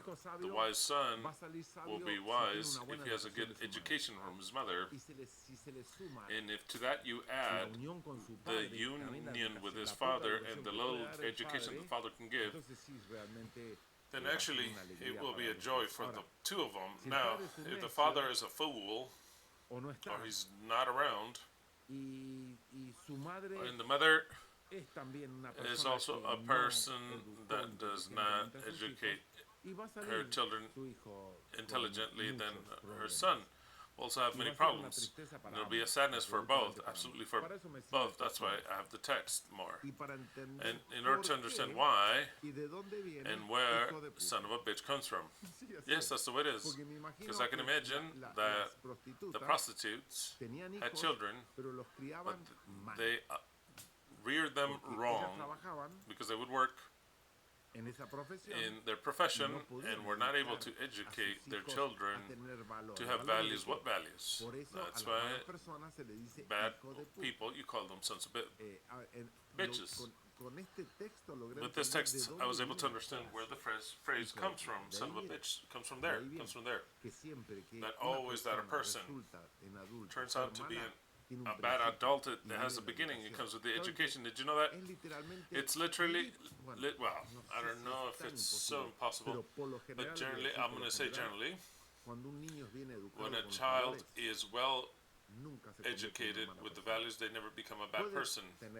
They could have mistakes, they could make mistakes, and to be a bad person, never. Because even the Bible in certain things tells us, educate the child in his way, and even when he is old, he shall not depart from it. What it means is that you whatever you educate him in, I'm not saying to educate him in the Jewish religion, I'm saying in the values. If a child, ever since he's little, you teach him that to steal is wrong. It is wrong not because you displease God. That is the last thing you could care about. It is wrong because to take out objects or belongings to other people from other people will never benefit you. And it always go against you because there's always karma. Because that does not make you a good person, and it's wrong, since you don't like for it to be done to you. You can't do it to them, and if you teach them what the values are as a child, there are mothers that don't do it. Evidently, they don't do it. If you record that in their mind since they're a child, it is recorded in their mind forever. Then they can make mistakes later, but they won't be wicked, bad people. They won't. They won't. Because you already programmed them. You programmed the child to do acts of kindness, of justice. If you teach the child to be caring, the child will be a caring person. Do you know why? There are so many people that are not kind because they come from mothers and fathers that are not kind, So then the child has nothing else to learn. What they sucked from were precisely to be envious, to be liars and cheats. The child sees the examples in his home to lie, to not tell the truth. When a mother teaches her children to not say the truth, to always deceive, what do you think that the child will learn? What is the child going to learn? Will learn precisely that. If you teach him to always gain advantage, to steal whatever you can, today I'll say that. So I have this left, stay, keep it, and sees our parents to act that way or to try certain actions, the children will be that way. If their children see that their parents are honorable and that they teach them why they shouldn't do this or that, then there's no chance that they are dishonorable people. There's no chance. Like, there's no chance. That's the way it is. So then that's where it comes from, that the education is crucial. And the mother is in charge of it. The mother is not the only one that has to give milk to the son, no one else. No, the mother is the one that teaches the values to the son. And the father does not intervene in that. Then the father will add himself or will take away. But the one that teaches him, firstly, what is right and wrong is the mother. To lie or not to lie, it's the mother. It's all the mother. That is why the sayings come that are said that come later. So then with this text that would seem to be transcendental, that doesn't say anything really, a very bad explanation of the Jews. The wise son maketh a glad father, but a foolish son is the heaviness of his mother. Yes, the most important part of the text is the foolish son. Bad people, all the shame and the shame is upon the mother, and the father even sometimes washes his hands, says, you brought him up like that. I've seen it so many times. In father saying to his wife, you brought him up like that. If he steals or lies, you did that. I've seen it innumerable times. Now, backwards, I don't see that. Because the father is not the one that does the upbringing. It's not. I'm talking about the first years, until 7, 8 years, where the character is formed. Of course, the father can also influence later and teach him to do bad things, and the mother can say, look, you're teaching him very bad things. That's fine. That's part. I'm not saying it's fine. That is correct, that exists. It's a thing. But the main teacher of how a human being will turn out is the mother. That's why when the child turns out to be a bad person, the sadness is born by the mother. 2. The treasures of evil shall not be of profit, yet righteousness delivereth from death. Well, in this text, which is the text of the invitation, in this text, the Jews did help me in one aspect, that the word justice, as it is written, does not mean justice in the way that it is written. It's not justice. It is generosity. And there I was able to understand the text even more, because I was not talking about the righteous person and unrighteous person, not talking about that. For example, the New Spanish Bible was the one that translated this based on what I'm telling you of what the text means, compared with all the Jewish texts that we have. This is the most one that is likened to it. Proverbs 10:2 in the New Spanish Bible says, ill-earned treasures profit nothing, but the handouts, which is giving, delivers from death. It's not that, oh, you're righteous, you're going to be delivered from death. No, no, it's not what Solomon's saying. Solomon's saying something else here. That every earning that's unrighteous or of wickedness that you obtain will leave in the same way. It will not be a profit for you. You will not be able to profit from it. Now, the more you give, you have a better chance of saving your life. In what aspect do you save your life? Physical life? To also save your life that you have a better life.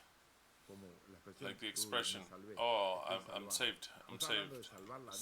Not physical, but to have a good past.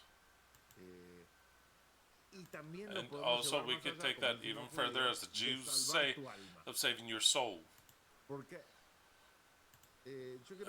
I think I've explained this many times before, but obviously I don't have any proof of any type, but I absolutely have the certainty that it does exist. Since God does not bless us directly, except in certain cases, because it's convenient for Him in His creation to bless certain people.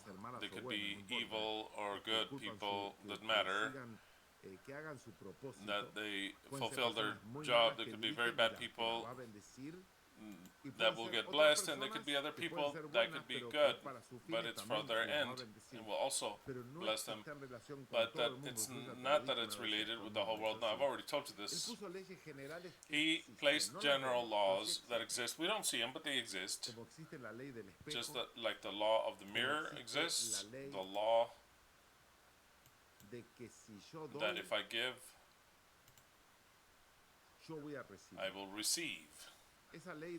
That law about giving to receive exists. It's a law. It's a law that is in the air. How is it executed? I can't explain it, but it's a law that is always fulfilled. It's always fulfilled. Kind people, everything they give, they receive it even more. The people that are not kind, they always need. They always need. And they don't live the way they wish they lived. It is difficult to believe in this law, but it exists. As also the law of karma. I believe in the law of karma, not as it is seen by these religions, these Oriental religions, that they put it together along with reincarnation that we talked about last Shabbat. Because they have karma very much related with incarnation, because they say that sometimes in previous lives you did things that you come to pay for during this life. Taking all that reincarnation out, that I don't believe absolutely nothing, nor can it exist. The karma, and I have no other word to say it, is the law of action and reaction, of the action and effect. It exists. When I have a bad reaction, that bad action will have a reaction at some point in my life. It'll have it. Just like that, it'll have it. Nothing that I move will be left without being registered. Everything in this universe that has many things that we don't understand.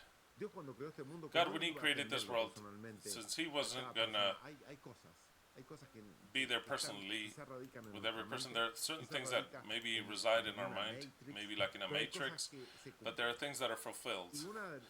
And one of them is like when I do bad things will happen in my life. And when I do good things will happen in my life. That's the way it is, the law of karma. Sometimes it comes quickly, an instant karma, like adding 4 stars and to be shamefully out of the World Cup. You keep using the 4 stars and you'll continue to go out quickly. That's a laughable example. When you do a bad action, have the certainty that a bad reaction comes in you, and if not in you, it comes within you. If it's not from outside, it's within you. Just like Germanic medicine, it's also action and reaction. An action and a reaction. That's how it happens with our actions. But when we do actions of kindness, like giving, that gives a credit that is pending. You don't know where, but it's pending. And that when you need it the most or you least expect it, you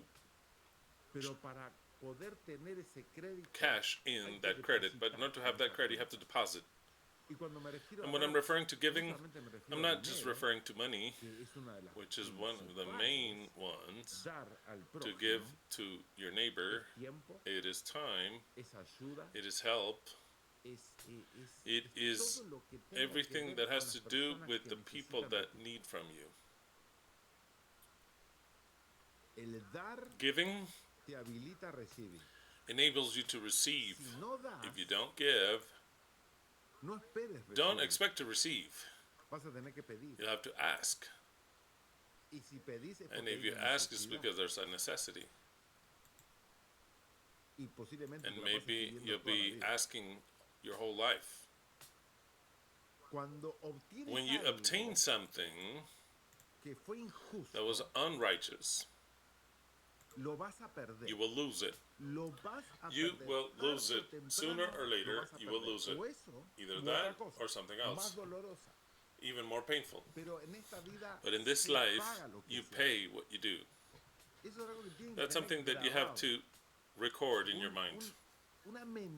One lie upon a person, you will pay for it. Don't think that. That's why sometimes we do a whole bunch of wickedness. I'm saying, including me, so that you don't feel alone. And the length of our life, we make mistakes. And when the time comes, we change. And we change our attitude, all things. And we think that all things will work out for the good because we changed. What we don't understand or don't remember is that we left an account of things that we did that will pursue us till the end of our lives. I'll tell you right now, there's no such thing as I believed in Jesus, he forgave all my sins. That doesn't exist. Your sins, which are wicked acts, it's going to haunt you the rest of your life. I'll tell it to you right now. There's no such thing as God forgave me. Let's start over. Clean slate. No, sir. No, sir. No, sir.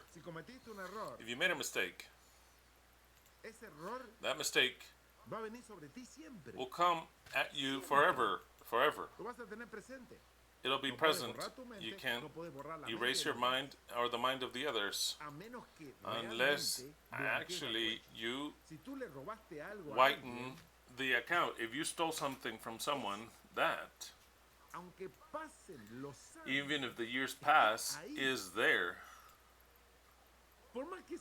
Even if you forget, it's there. It's as if we write in the air our actions. And the people that know more about this, they tell you clearly everything you do is written and it comes upon you. Forget it. Doesn't matter who you ask to forgive, it comes upon you. The only way of repairing it is by going to where you did the evil and returning it entirely. There you can wipe the slate. You have to tell them, I stole this from you, how much do I owe you? I'll pay you, even if they say no. It's a dumb example, that means so dumb. But you return that to them and you tell them, the truth is, if it's more, tell me, because I'll pay for everything that's enough. But the things that are left pending that we do, small little things, big things, tiny things, big things, wickedness that we do even as we are young, they haunt you when you're older. Mistakes that when you're young, don't think that that has been deleted. It's all a matrix. It's all written. It's not an angel. It's not the angel saying, no, this existence is writing everything you did, and it'll charge you. There are people that do excellent in life. You know why? Because they haven't done wickedness. There are other people that are always complaining that everything's bad for them. If we were able to see the list they have, you would not believe it. Because they've done so many bad things, small things, just small, tiny things, tiny, tiny, tiny, tiny, tiny, tiny, tiny, tiny, tiny things. That when the time comes, things will turn out wrong, everything wrong, everything wrong, everything wrong, and the sun never shines on your life because you have an enormous list that not even God can take from you, because He added a law saying if you do this, you pay for it. If you do it, you pay for it. That's it, it's over. If you leave a girl pregnant, doesn't matter how much time it'll last. That'll pursue you your whole entire life. How do you just delete that? If in a matrimony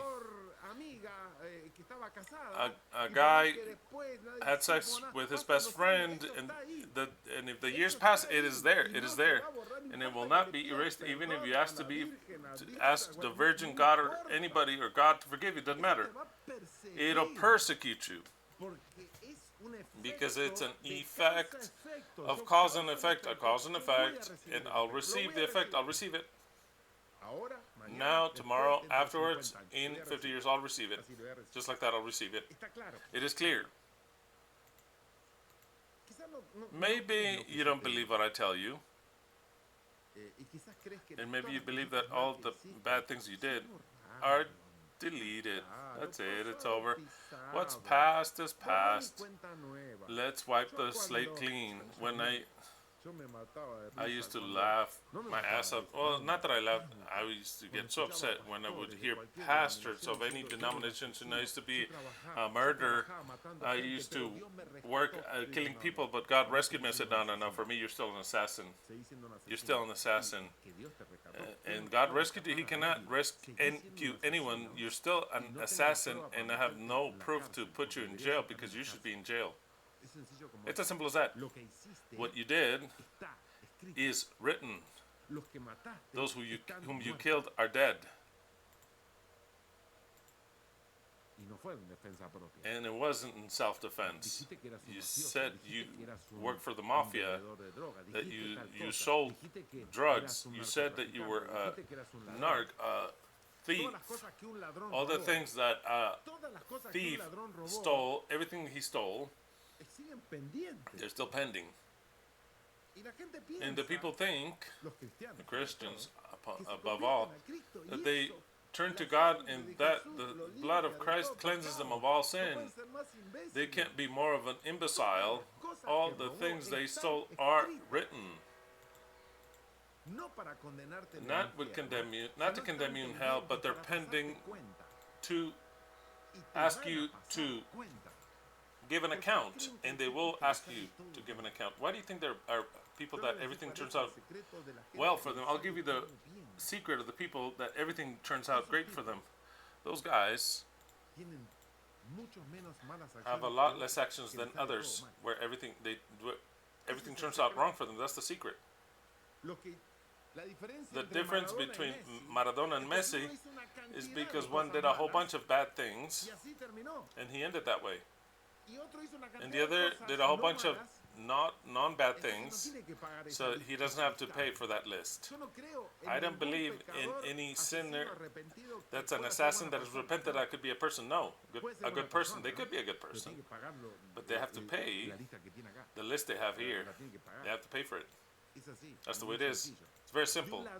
Of a thief, he has to return everything he stole. Or else he can't do anything else. He has to return every single thing he stole. I don't believe, not for 1 minute, for this universal law that I'm saying, that if you stole in tithes, knowing that you had to give tithes and you didn't give them, and all of a sudden your heart became more tender, and you start to give the tithes once again, everything you didn't give, that which doesn't belong to you, because tithes does not belong to you. It's not that you give the tithe because you want to give it. No church, no religious movement using the Bible will ask you for tithes as a favor. The tithes are not a favor. It's something that you have to take from off of you. Because it's not yours. It's not yours. It is a rule. Since it's not yours, take it off of you. And you're not doing a favor to the one that you give, no. If you think that you're giving him doing a favor because you go to a church, you give your tithe, you're wrong. You're wrong. You're not giving them a favor. You're doing it to yourself, to taking something off of you so that it is not written against you. Because I knew that rule perfectly well, and I started to fail in tithes when I was young. And we have little money with Leslie, and everything costed, and we lived day by day here in the U.S.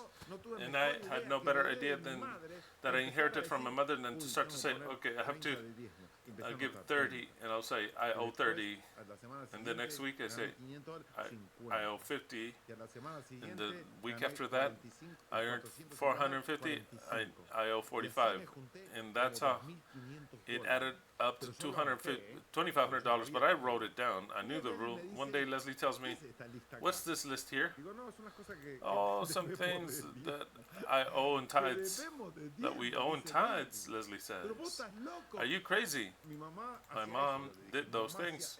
I said she would write down, because sometimes we would ask the tithes to give us a little loan. We would get loans from the tithes and then return it. Well, I started to write it down, and I owed like $2,500 in tithes.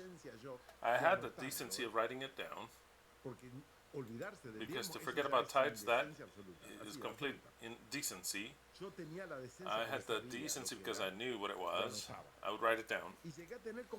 And I got like 2,500 or a little more, 2,750. And Leslie said, I don't know, here we're not going to eat or do anything until this is paid as soon as possible. And that's where I learned the lesson that I did not write down the IOU on the tithes anymore. We paid for it as soon as possible. We paid for it. And from then on out, taking the teaching out of my mother, I was a bit of a son of a bitch. I learned it from my mother. Taking out the teaching of my mother, I said, no. Let's learn it from what Leslie's teaching me. The tithes are separated, and they're separated. And I learned to separate the tithes. Doesn't matter. If it was enough to eat, doesn't matter. Because tithes are not a favor. If you don't give it, you're a thief. It's as simple as that. If you don't give the tithes, you're stealing. And what you steal, you're not going anywhere and to reign upon anything. In the very chapter that I always read to you, of where it comes, when it comes, what you need here is an Elohim of justice. In the very chapter that you love, that God says, where is the Elohim of justice? In the very chapter above, it says,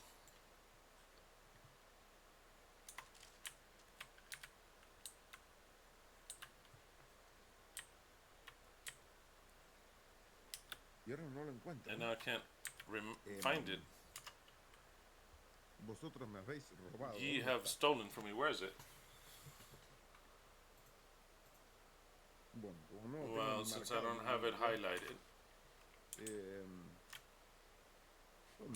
Where is it? It's chapter 2. I believe. Or chapter 3.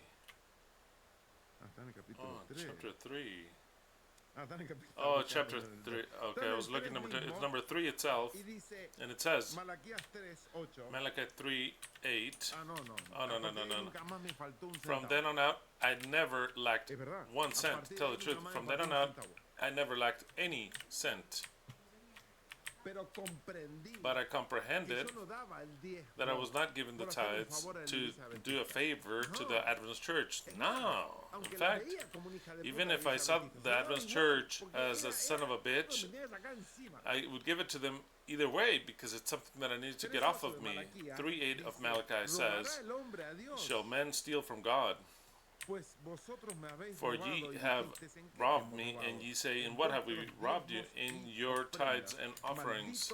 Accursed are ye with a curse, because ye, the entire nation, have stolen from me."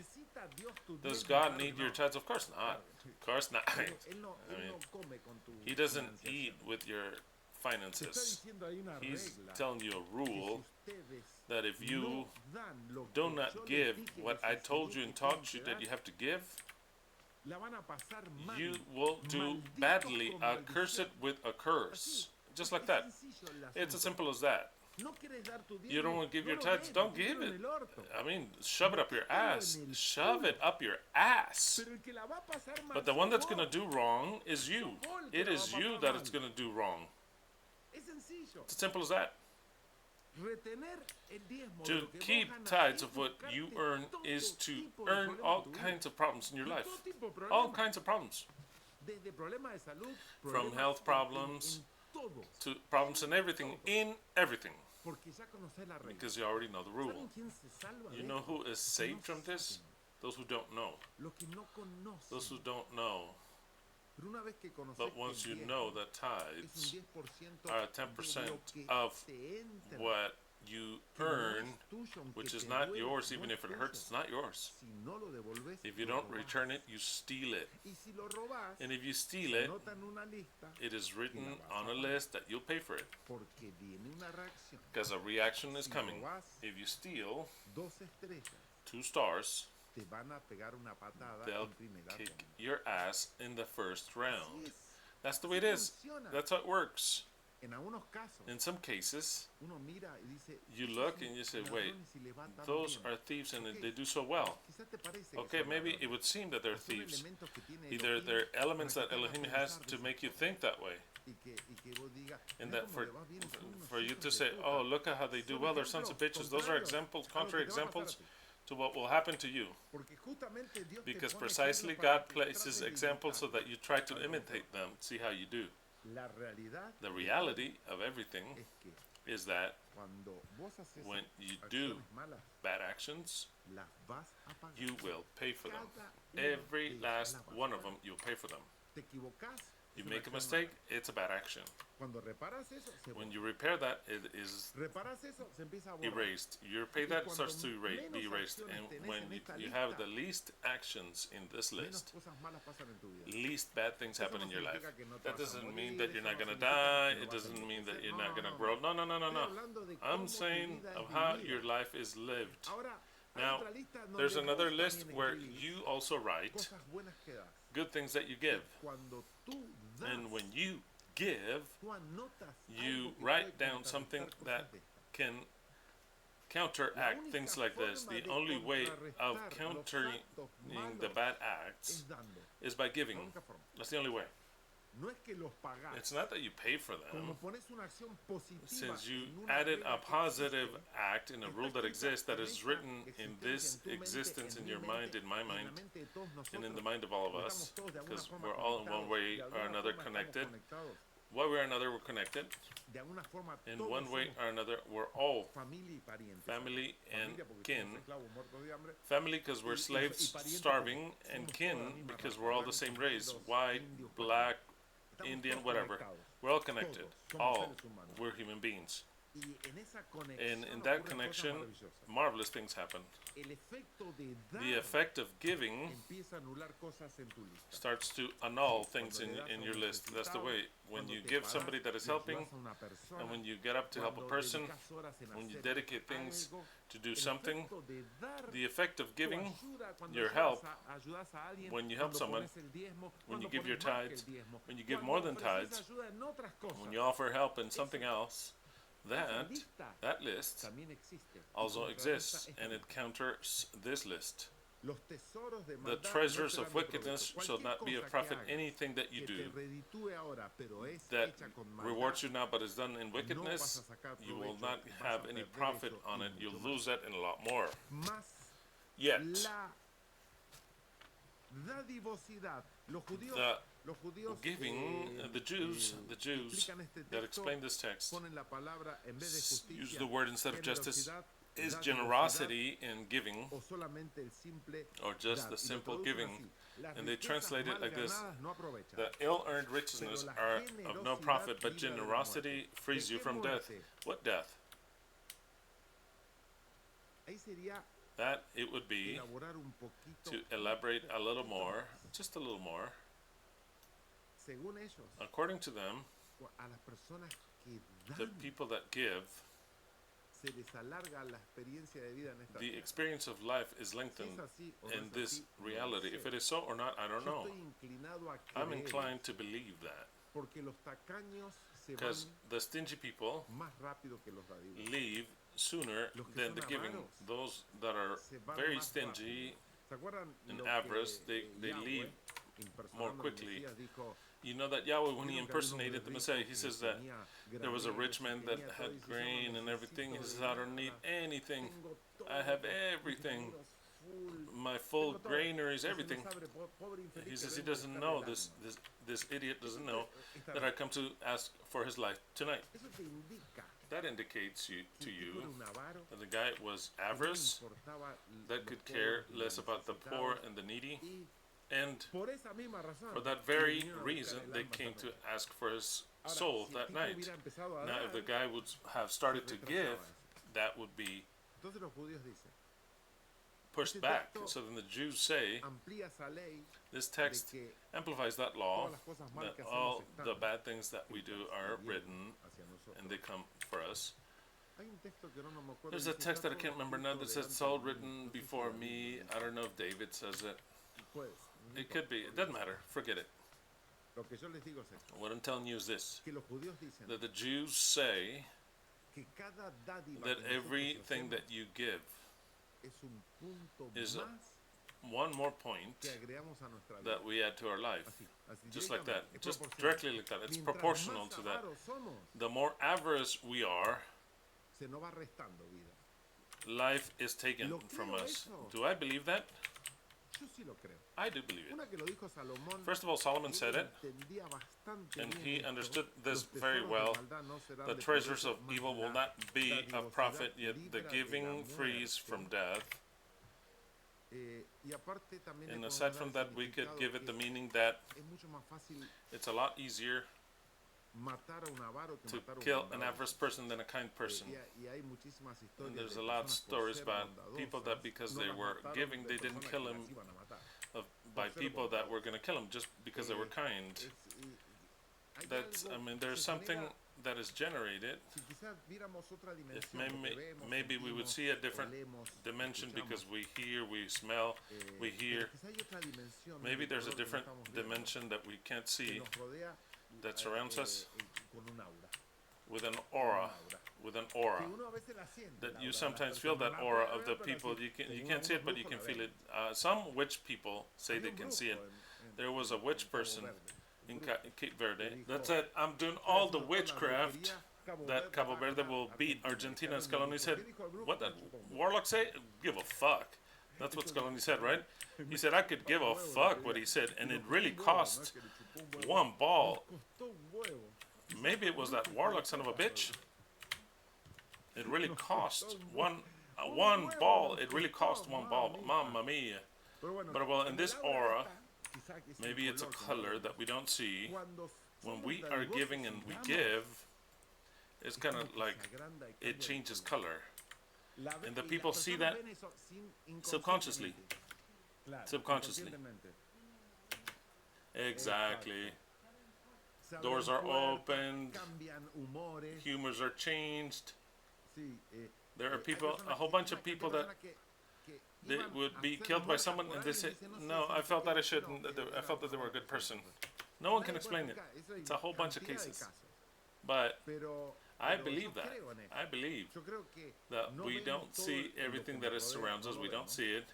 But what I do believe is that what exists is a whole list of the things that we do. That's what's so important, to do things well.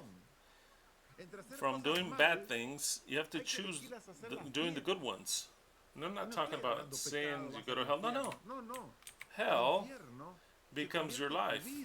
When you do bad things, your life becomes a hell. And maybe you want to come out from hell, and it's all the things that you have to pay for. Because I believe in this law.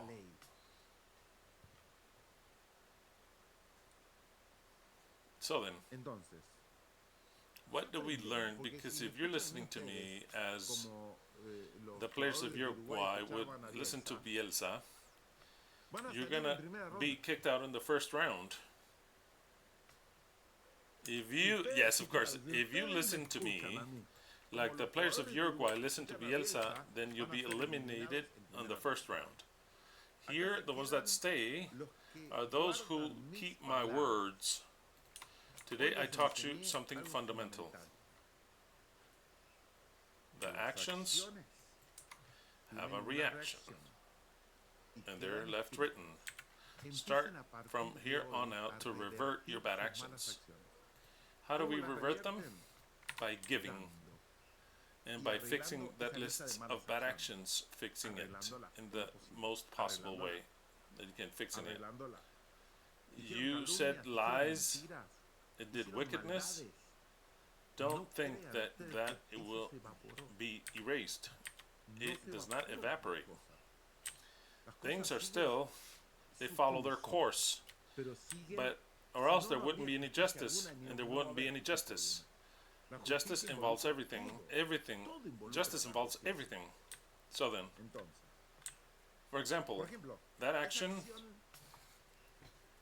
of England, that they were a champion with a goal that did not go in, all the soccer players know, or the soccer fans know, that England should not have been a champion. That's it, it's over. The ball didn't go in. They have the title. But we're always going to tell them, you English thief. Aside from the fact that you steal everything in the world, aside from the fact you stole a goal that you can't even compare to making a goal with the hand. Because to make a goal with the hand, at least the ball went in. But to not make the goal, that's directly not make the goal. Because without even trying, you can touch it with the hand. In the third goal of Argentina yesterday, that, what's the name of the guy that put the head, it was a header in? Christian, what's his name? Forgot. Yeah. Okay. He has the same name as me. Christian Romero, yeah. Notice that the defender from Cabo Verde touches it with the hand. He hits it with the head, and it touches the hand of the other guy, and it enters in its goal, if I remember correctly. Doesn't matter if it touches his hand or not. That is the skill. It's a deceit, yes, deceit, but in what soccer is, it is a great skill, because El Diego made it look like it was going with his hand, and he put his fist in. Shilton, which was the English goalie, everyone saw it, except for the arbiter. There was no VAR, nothing. Go, go, go. And El Diego was yelling. If you asked El Diego, that's how it ended. If you would ask him, did you do it? He said, with the head, with my head. He wouldn't even tell Abelardo the truth. Then later in years, he said it's the hand of God and all the rest. But he sustained that it was with his head. And I remember I saw that goal live. I was in the Adventist University in Del Plata. We were watching that game, and we were speaking about June of the year 1996. It was the Adventist University there. I was 86. So then they finally gave us a TV, and there were like, I don't know, 200 boys watching the game in a small little TV like this. Wow. I never saw that he hit it with the hand. It was always with the head for me. They would make us have worship in the morning, at religious places in the morning and in the afternoon. If you were in an Adventist college, you know what I'm talking about. But I saw it live there, the hand of Del Diego, but never did we see it with his hand, because he jumps and he puts his fist next to his head. But in the bad definition in that time, we didn't see it. We didn't see it. Then we see the goal that he made, that we ended up watching. I don't know how many goals, all 200 of us watching. Yes, he recognized it many years later. He recognized it. But to score with the hand is skill. It's a resource. You say it's a resource in soccer. But to not do it is to not make it. That knowledge they give to him, that's it, it's over. He's a champion. That's it, it's over. That's how things are. It is what it is. The second goal was worth 5. The second goal is the best goal in history of the Cups. With that goal, he validates all the goals. You know that not even the Englishmen are upset. Since the Englishmen are not upset, then the list is already paid for. England credit for their goal that did not go in, and we scored them with the hand, and that's it. It's all paid for. The karma has been paid. Karma has been paid. It's been paid.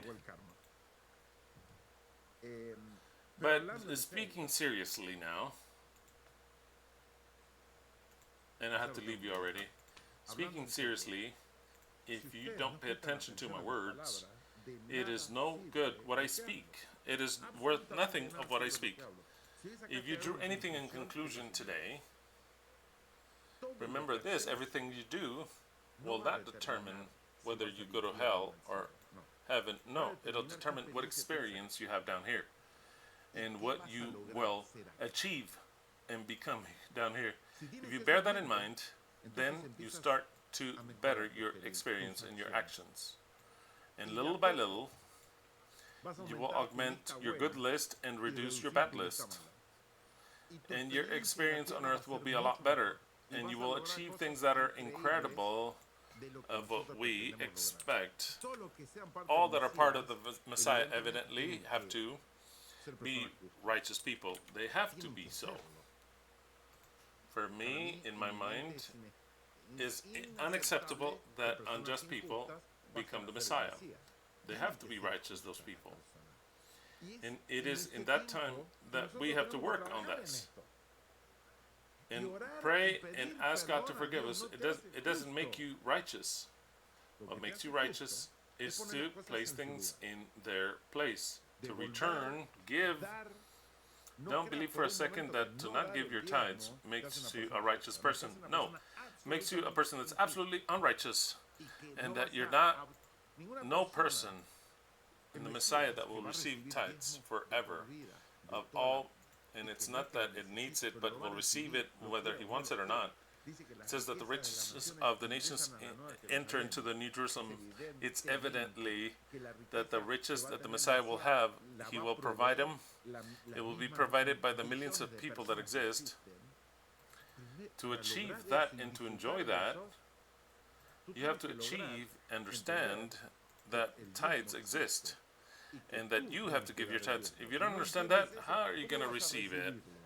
You have to give to receive. And that's talking about tithes. All the rest is left written also. You have to delete it and add to the list. The treasures of evil, I'll say like the Jews say, the riches that are ill-earned do not give you any profit, but generosity frees you from death.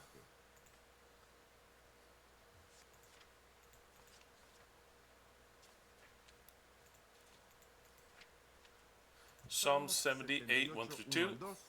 O my people, hear my teachings. Open your ears to what I say.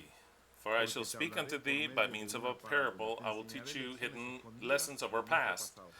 Hidden lessons, which Solomon understood very clearly.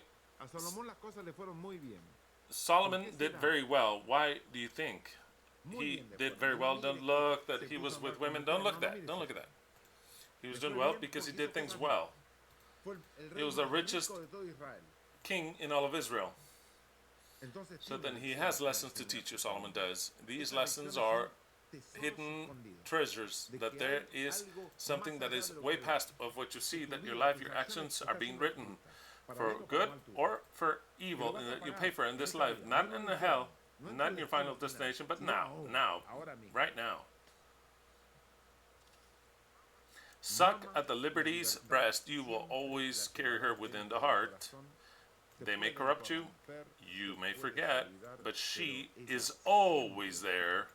Yesterday I had a dream with the hungry, the crazies, those who left, those who are in prison. Today I awoke singing this song, which has been written time ago. It is necessary to sing it again one more time. The destiny, it is written. The end is inevitable. God, the new God, is Argentinian. Semper Fi. Let the laurels be eternal that we knew how to achieve. I hope that you're all singing the song when it comes up. Crowned with glory, let us live. Or we swear, with glory, to die. Let's go the eternal truth. Eterna.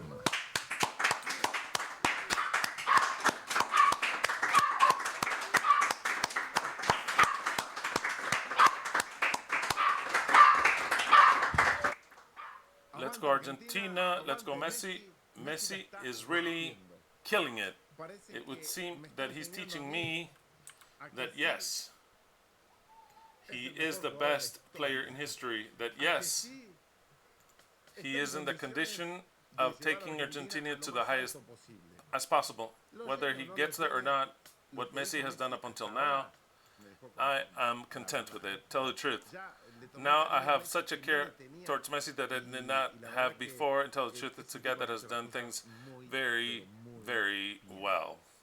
I believe that with Egypt, it'll be a very simple game. No, I'm not going to predict more than 3 goals. More than 3 goals, just like that. They're not Cape Verde. And I think we've learned a lesson with Cape Verde. We have to make some adjustments and change certain players. And Scaloni said, this was my game number 100, and I learned more than any other. He said, I learned a lot today. He ended almost crying, Scaloni, when we scored the 3rd goal of Romero. Almost crying, Scaloni, because even he thought he was out. I thought we were out. He saw himself out. He said it cannot be. He saw that he had to do certain changes, give or take, like what happened with Saudi Arabia last Cup. It's just that it was the first one that we lost. We lost. We went out to play, we lost. There, Scaloni adjusted a whole bunch of things, and we became champions. I think this was our Saudi Arabia, that we did not lose, but we were almost about to lose. To say, this is not working, we have to make some adjustments. I think it's this. I think we'll see a different Argentina, I believe. I think that on Tuesday we'll see Argentina moving very differently. More forward and more decisive, more warrior-like, more fighting. And from then on out, to win everything else. Let's go Paraguay. Let's go Paraguay.